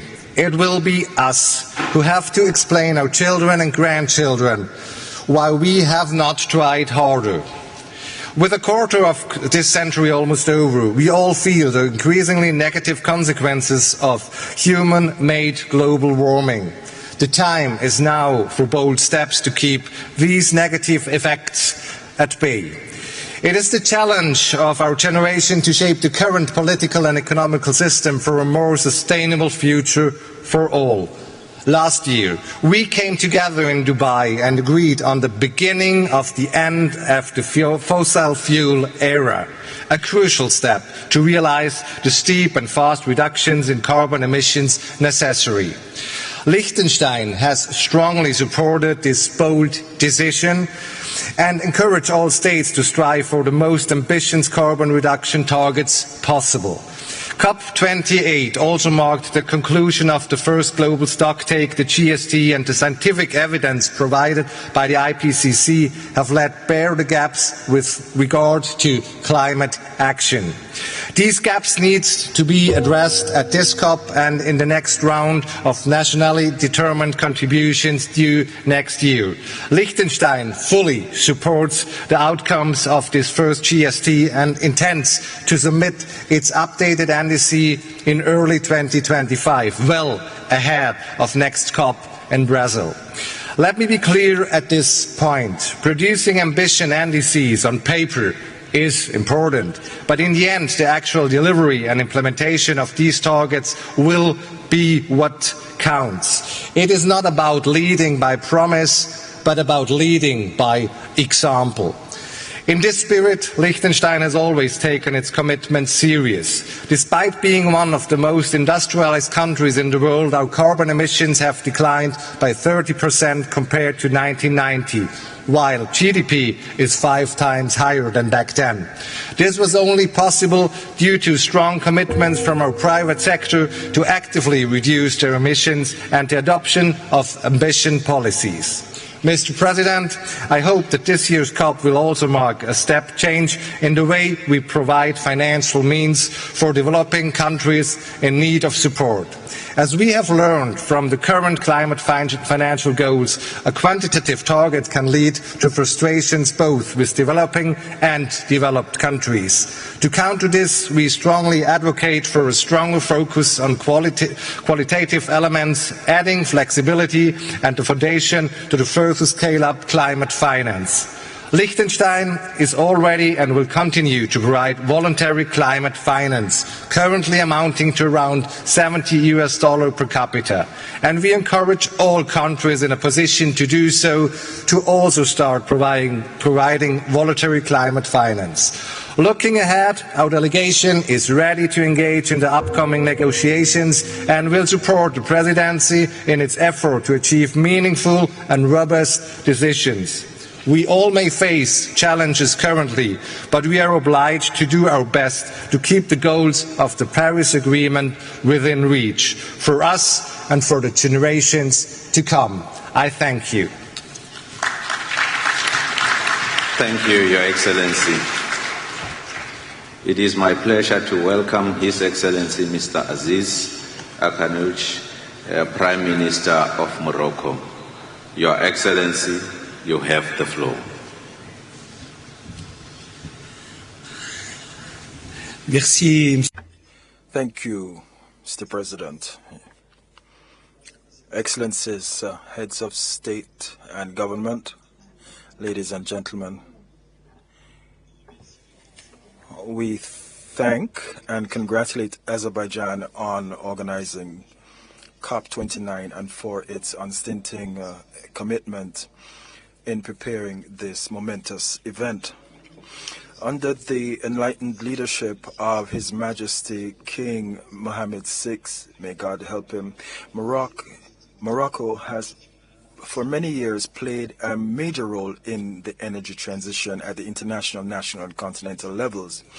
And here, the Initiative for the Adaptation of African Agriculture, known as AAA, was launched under the auspices of His Majesty at COP22 in Marrakesh with a bold vision: transform African agriculture and protect the environment to tackle climate change.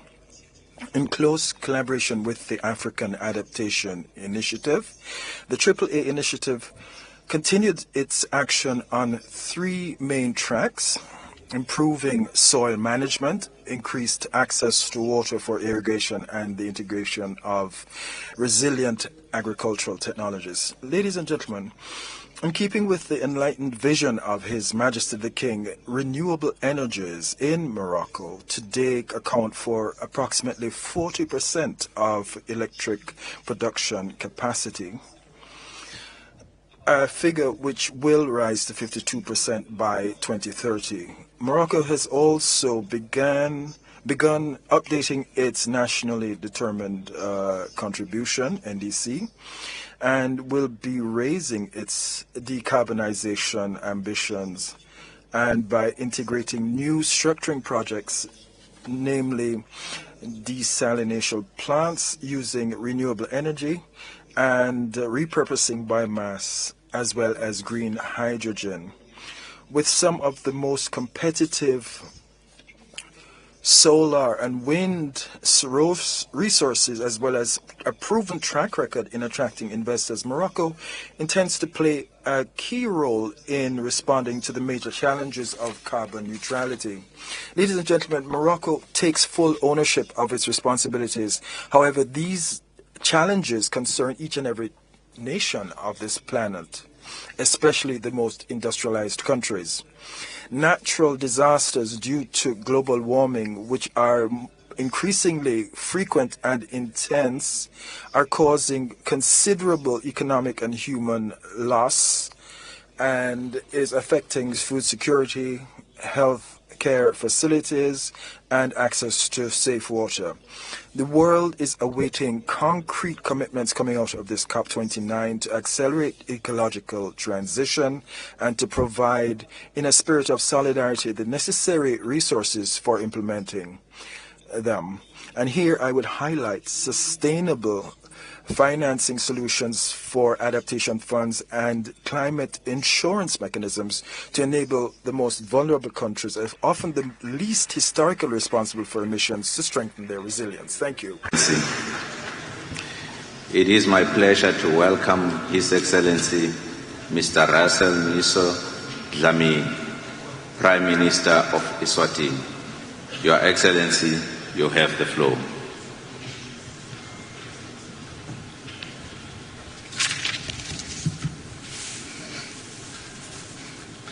Excellency President Ilham Aliyev, President of the Republic of Azerbaijan, Your Excellencies, Mukhtar Babayev, President of the 29th Conference of State Parties to the UNFCCC. I am honored to deliver this statement on behalf of His Majesty King Mswati III, Head of State of the Kingdom of Eswatini. A year ago, in Dubai, multiple leaders stood on this platform, urging immediate action to tackle climate change. Since then, our countries, Eswatini included, have endured severe climate-induced events. In our case, these ranged from destructive hailstorms to droughts that have upended livelihoods, especially in agriculture, a key sector for the people of Eswatini. Excellencies, it is abundantly clear that we are at a critical juncture. The World Meteorological Organization warns of an 80% chance that global temperatures will exceed 1.5 degrees Celsius above the pre-industrial levels within the next 5 years. A catastrophic milestone. Meanwhile, the UNEP Adaptation Gap Report highlights an adaptation cost gap projected to reach up to $340 billion by 2030. After 30 years, the stark question is, are we failing? We must seize what may be our last opportunity. As Alexander the Great said, upon the conduct of each depends the fate of all. We must strengthen both our commitments and our collaborative efforts to tackle this global crisis. The recent UN Summit of the Future called for unity to safeguard our planet. Cooperation must genuinely address mitigation without placing undue burden on poorer nations or sacrificing nature.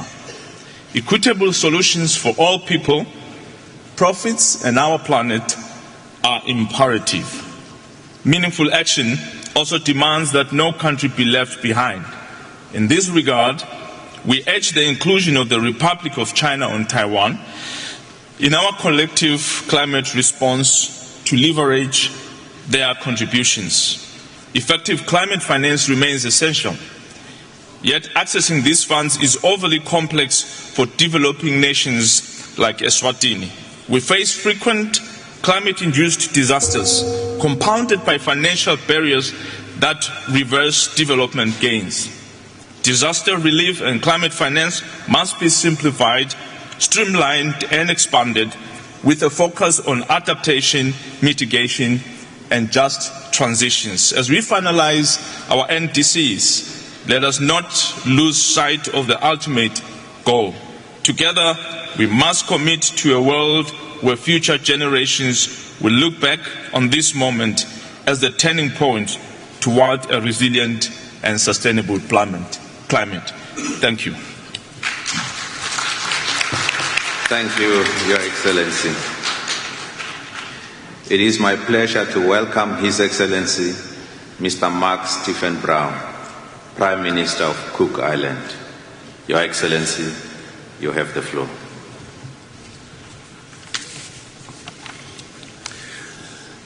To the Honourable President of the Conference, Excellencies, distinguished delegates, Kia ora. I come from the Pacific, a part of the world that contributes 0.03% of carbon emissions to the world. The Paris Agreement goal of limiting global warming to 1.5 degrees Celsius remains within our reach, but only if you act decisively. And when I say you, I'm talking to the G20 countries who contribute 80% of global carbon emissions. How many countries in the Pacific are doing our part in mitigation with ambitious projects for 100% renewable energy? The science is clear. The world is warming, and the transition away from fossil fuels is non-negotiable. As underscored by last year's global stocktake outcome, this challenge goes beyond economics. It is about safeguarding our communities' resilience, even in the remotest corners. Climate change is not a distant threat. It is a present reality that we face every day in the Pacific. And now we see its impact in the developed countries, with Spain being the latest victim just a couple of weeks ago. We don't need to be enemies to each other. Climate change is and will continue to be the greatest enemy to all of us. We need to work together. Let me talk about climate finance. Climate finance is not just the catalyst for climate action. It is the essential ingredient. Developing countries need sufficient and reliable support to implement the Paris Agreement effectively. For small island developing states, specific finance provisions within the Paris Agreement recognize our unique vulnerabilities. A successful new collective quantified goal must reflect this. We call for minimum allocation floors on the new collective qualified goals for SIDS, directly linked with the provision goal. This floor should be no less than $40 billion in grant equivalent terms per year, a conservative estimate based on our pressing needs. To achieve meaningful progress, SIDS must have access to high levels of concessional finance. This means grant funding for adaptation efforts, not loans. It means grant-based finance for loss and damage response. Do the right thing by our countries. Don't make us jump hoops and then wait. Accelerating the financial support will bring us closer to the scaled-up finance and improved access envisioned by the Paris Agreement. While the Pacific faces the brunt of climate change through sea level rise, the erosion of small islands, flooding, droughts and extreme weather, inaction will lead to consequences felt globally, growing more severe with time. So let us ask ourselves, what if this was my home, my family? This shared sense of humanity should inspire us to work towards tangible, transformative outcomes over the coming days, ensuring that COP29 concludes with meaningful progress. These appeals have been voiced countless times, including by myself at previous COPs. Yet, here we are again, frustrated by inaction, unheard, and facing resistance to the necessary scale-up of climate finance. For the sake of those most vulnerable, we must set a path forward that aligns with the urgent realities we face. My country is ready, again, to play its part. The question remains, are we ready to act decisively and collaboratively for future generations? I thank you. Thank you, Your Excellency. It is my pleasure to welcome His Excellency Mr. Musalia Mudavadi, Prime Cabinet Secretary and Cabinet Secretary for Foreign and Diaspora Affairs of Kenya. Your Excellency, you have the floor.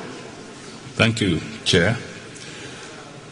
Your Excellencies, distinguished heads of government and heads of state, Your Excellencies, distinguished delegates, I bring salutations from President William Ruto of Kenya, and I make this statement on his behalf. I congratulate you, Mr. President, on your election as the President of COP29 and commend the people and government of Azerbaijan for hosting this historic meeting. Similarly, I congratulate the leadership of the United Arab Emirates for the historic milestones and achievements made at COP28. The COP presidency has called on us to act in solidarity for a green world and to drive actions on finance, energy, agriculture, cities, and human development, climate peace and climate peace nexus. I believe these bold areas hold a great promise in consolidating the gains already made as we escalate the fight against climate change, whose impacts are widespread. In Kenya, the impacts of climate change are an everyday reality. Currently, we are experiencing unusually warmer days, yet only 5 months ago, we experienced horrible floods that led to the deaths of 267 and displaced 281,000 people. The floods also destroyed critical infrastructure, including 1,967 schools, 62 health facilities. Besides, the droughts of last year destroyed livelihoods and killed over 2.4 million livestock. This troubling climate story is not confined to Kenya. Africa as a whole is already grappling with the climate-induced annual losses and damages on infrastructure, agriculture, water, tourism, and other climate-sensitive sectors, ranging from 9 to 12% of the continent's GDP. Consequently, this meeting is a demonstration of solidarity and intention to act together to change the tide and rewrite the climate story. I believe a green and resilient world is still within our reach during our lifetime. This finance COP can make it happen by agreeing to scale up the climate finance based on a new collective quantified goal, quantum for not less than $1.3 trillion annually from 2025. This is key to meet the adaptation and loss damage needs of developing countries. The COP should also agree on quantum of not less than $5.8 trillion for the implementation of NDCs by 2030. Further, we must agree to deliver this vital financing both in quality and urgency, as well as with transparency and ease of access. This is crucial in accelerating implementation of the national adaptation plans. We equally need to agree on a global goal on adaptation as we significantly increase ambition for the NDCs to limit a global temperature rise to 1.5 degrees Celsius above pre-industrial levels. The COP should agree on the investment measures to triple installed renewable energy capacity by 2030. Enhanced cooperation on carbon markets under Article 6 of the Paris Agreement has a huge untapped potential to unlock the much-needed public and private capital. I am aware the current carbon markets are facing price volatility and misallocation of credits, lack of uniform standards, and climate justice. The COP must therefore address these issues and others in a conclusive manner and operationalize Article 6 through renewable bilateral agreements and centralized multilateral marketplace. The loss and damage facility has progressed commendably from Sharm el-Sheikh 2 years ago to Dubai last year. While I acknowledge the milestones so far realized, I urge this gathering to operationalize the loss and damage fund as well as to fast-track establishment of a mechanism to handle unique needs of vulnerable developing countries. The response measures are critical in mitigating climate change. However, some measures have negative cross-border impacts on trade, food security, livelihoods, competitiveness, and development. Mr. President, Excellencies, ladies and gentlemen, global transformation to a low-carbon economy requires an investment of at least $4 to $6 trillion per year to support climate action. However, most developing countries cannot raise this capital due to high interest rates on loans, escalating costs of climate shocks and transition, and depressed fiscal space. We must reform the multilateral development banks to unlock financing at scale and to create incentives such as debt restructuring and sustainability, including the high cost of capital, borrowing, as well as scale and agility of climate finance.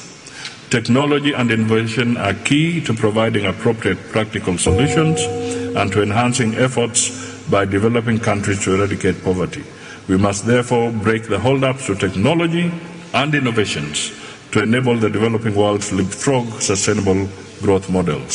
Similarly, we must enhance research and early warning systems to bolster predictive capabilities and avert calamities, as well as transform agricultural and food systems to cut emissions, develop resilience, and create job opportunities, especially for women and youth. Mr. President, to conclude, we need to confront the weak political will and the unsustainable economic interests that put profits over people and the planet, standing on the transition to a global low-carbon economy to achieve a green world. We need credible commitments and robust international cooperation for transformation, to transform the climate crisis into opportunities. We can do it, and we should do it. I thank you all. Thank you, Your Excellency. It is my pleasure to welcome Her Excellency Ms. Judith Siminwa Tuluka, Prime Minister of the Democratic Republic of Congo. Your Excellency, you have the floor.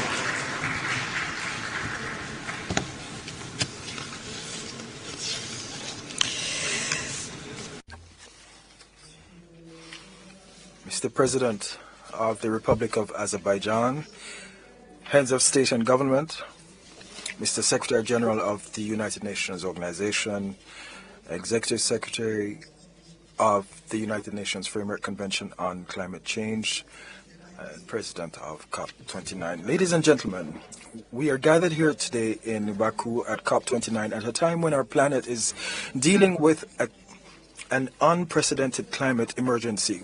We can all observe that climate change is accelerating, challenging our projections and our adaptation capacity.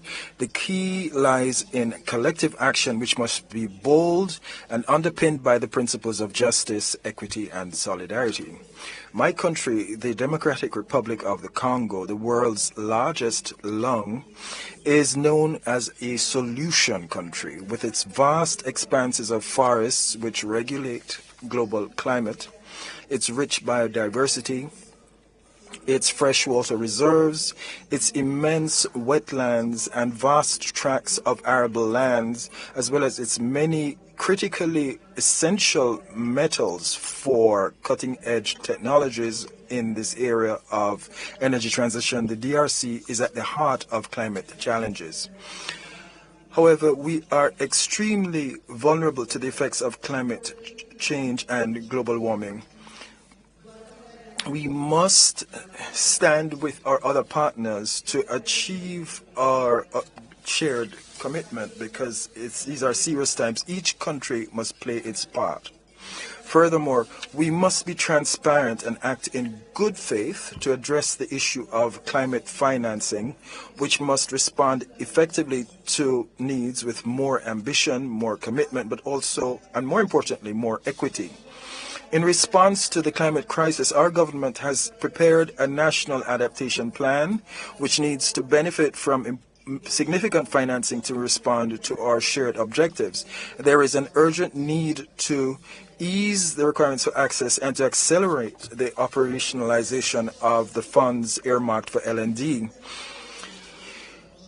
I believe it is sufficiently clear that the biodiversity in the east of the DRC is in danger, and yet we are forced to divert a part of our budget to deal with this barbaric war instead of investing in climate resilience. Therefore, I call for a collective awareness of this tragic and unique situation. The Democratic Republic of the Congo is committed, along with the rest of the international community, to identifying together strategic projects to be implemented in a lasting win-win partnership that will benefit our local and global communities. As such, the DRC has set up a carbon market regulating authority, and we intend to use this, implement Article 6 of the Paris Agreement. It would be remiss of me if I didn't express my heartfelt thanks to the Republic of Azerbaijan and its president for the very warm hospitality extended to us. I also wish to reiterate my call for all stakeholders to mobilize around the commitments that we have undertaken, that we undertook at the Paris conference in 2015. As such, I would join other African group countries to call for the NCQG, the new collective quantified goal, to be established at to be set at $1.3 trillion by 2030, based on concrete results and specific needs of developing countries. I am deeply convinced when we all mobilize and are driven by a shared commitment to preserve our planet, this conference can achieve its objectives. Next year in Belém, we must ensure we can announce encouraging progress and make concrete achievements as part of our environmental commitments. Thank you. Thank you, Your Excellency. We will now suspend the statements for 15 minutes. Kindly keep your seats. We will resume shortly. Thank you.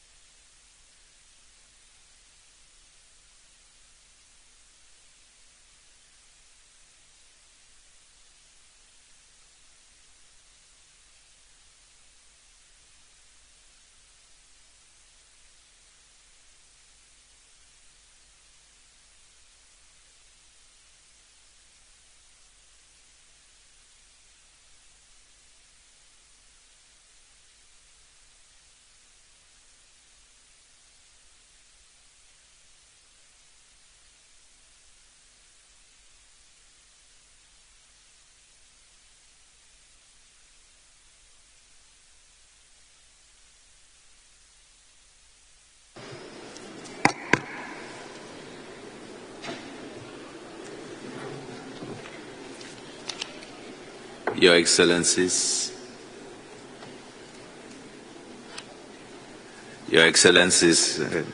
dear colleagues, we will now hear the special messages. And it is my pleasure to welcome His Excellency Mr. Cho Hong Sik, Special Envoy of His Excellency Mr. Yoon Suk Yeol, President of the Republic of Korea. Your Excellency, you have the floor.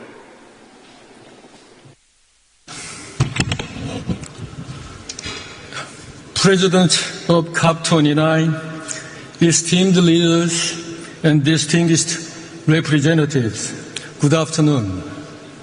I'm honored to join Cop29 as the special envoy of President Yoon Suk Yeol of the Republic of Korea.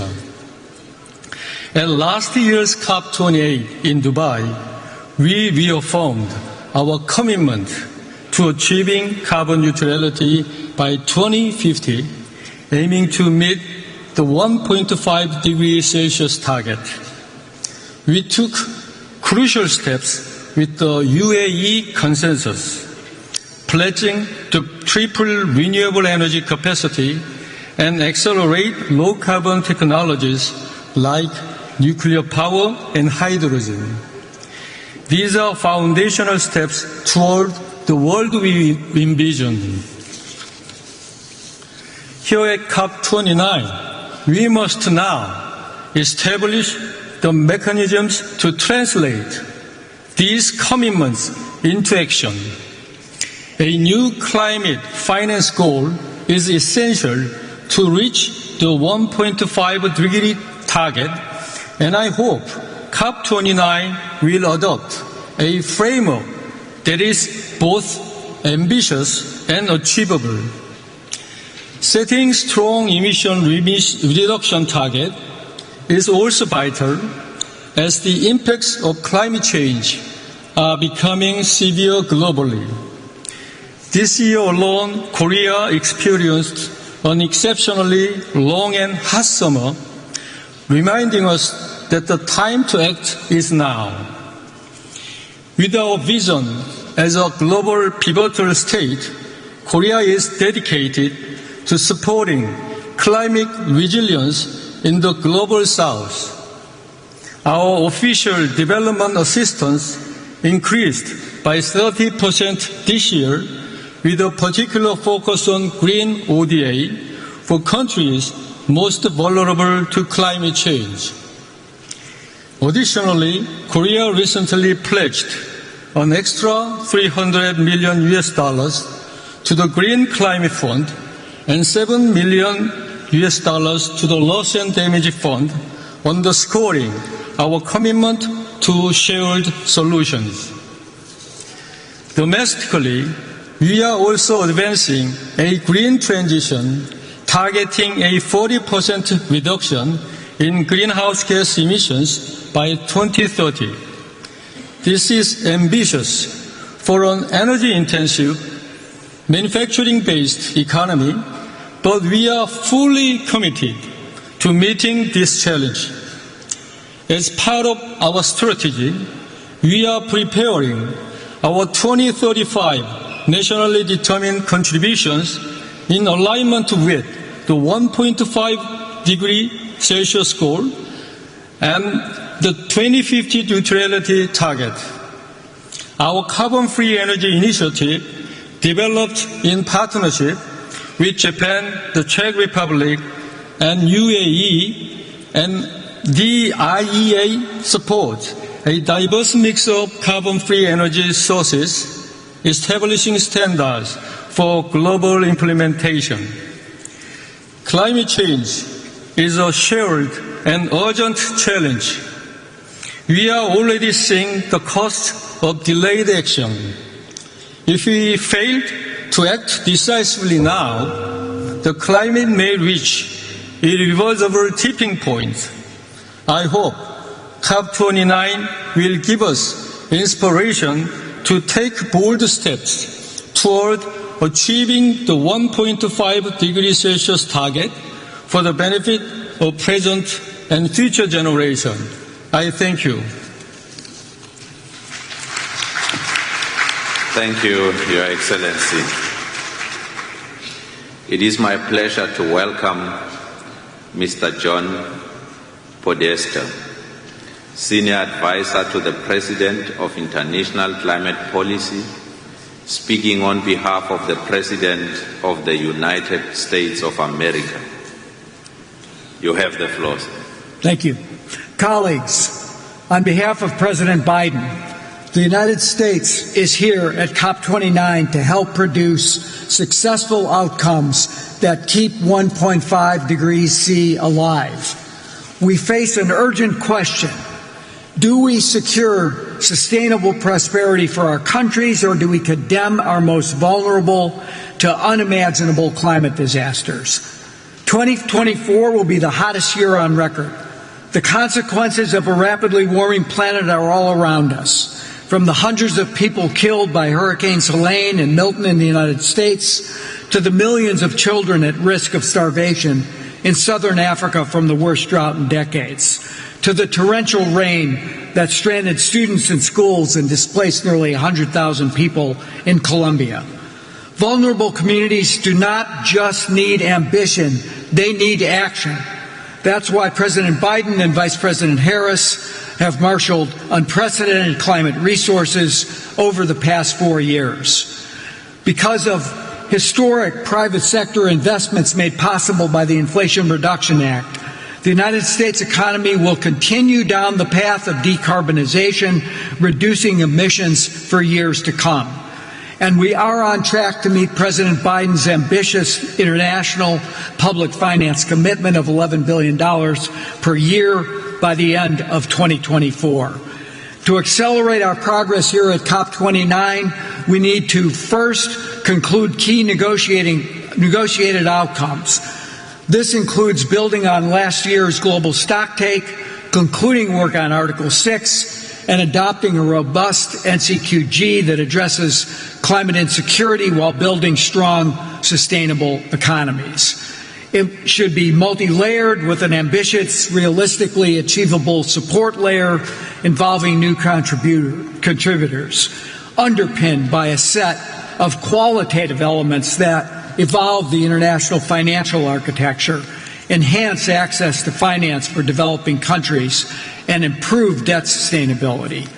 Second, countries, particularly major economies, need to keep their Dubai commitment and submit 2035 NDCs that are economy-wide, 1.5 aligned, and include all greenhouse gases. Third, we encourage countries to submit their first biennial transparency reports by December 31st. The United States will meet that commitment. And fourth, promote the action agenda in key initiatives outside the Paris Agreement. Colleagues, we have a clear choice between a safer, cleaner, fairer future and a dirtier, more dangerous, and more expensive one. We know what to do. Let's get to work. Let's get it done. Thank you.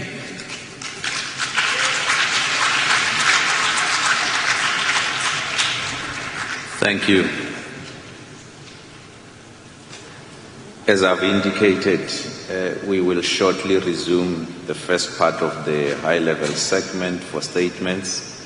Please remain in your seats.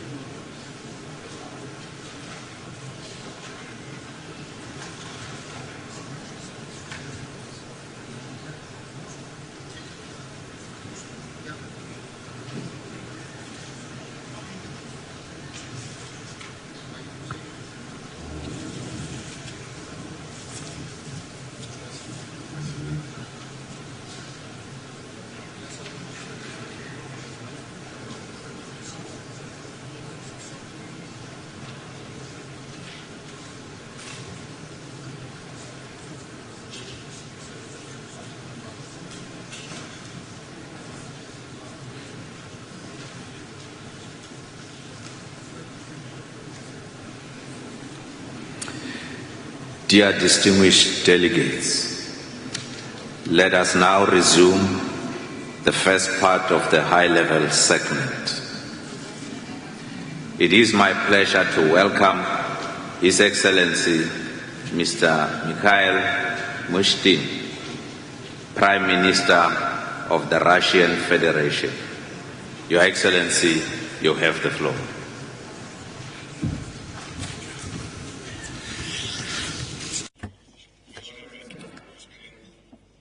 Distinguished Chair, ladies and gentlemen, I greet all the participants in the conference.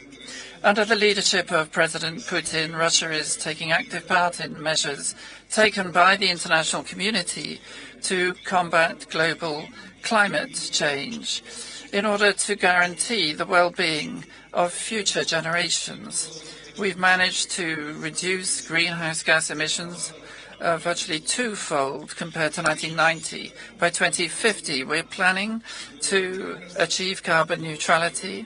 We are placing emphasis on enhancing energy efficiency, developing electric transport, and introducing modern solutions in agriculture and forestry. In Russia, 85% of the energy balance is already accounted for by clean, low-emission generation, first and foremost gas, nuclear power, and renewable sources. We are enhancing our own technologies and productive capacity to decarbonize various sectors. And, of course, we use our natural resources. Our country possesses a fifth of global forestry resources, and the volume of absorption of carbon dioxide exceeds the equivalent of 1 billion tons. And President Putin has stressed that Russia is calling for the pooling of efforts to combat climate change. And here I'd like to highlight 4 priorities. Firstly, agreeing on a new collective goal for climate financing in the interests of developing states. We need to make support for them real and tailored to the conditions in which they find themselves. Moreover, the resources should be directed towards decarbonization of high-emission sectors as well. Secondly, it's important for the transition to low-emission energy to proceed without it being to the detriment of the development of low-income countries. It's not possible to use the problem of global warming as a pretext for discrimination, unfair competition, and artificial restrictions. There's also a need to introduce practical mechanisms for implementing international agreements. There's a need for a single system for assessing the quality of climate projects. And, of course, we need to establish cooperation amongst the scientific communities. National research can replenish and clarify data on climate change on a global scale in order to ensure effective decisions for decarbonization and adaptation. Distinguished colleagues, Russia remains committed to low-carbon development. We are improving our legislation. We are extending voluntary assistance to vulnerable countries in the area of climate, and we are ready to continue such work in close dialogue with all interested states. Thank you for your attention. Thank you, Your Excellency. This brings us to the end of our national statements for today.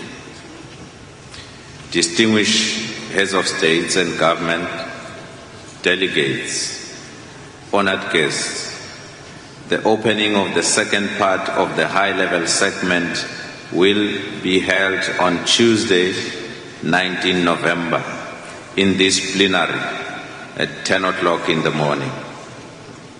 With this, I declare this joint meeting of the COP, CMP, and the CME adjourned.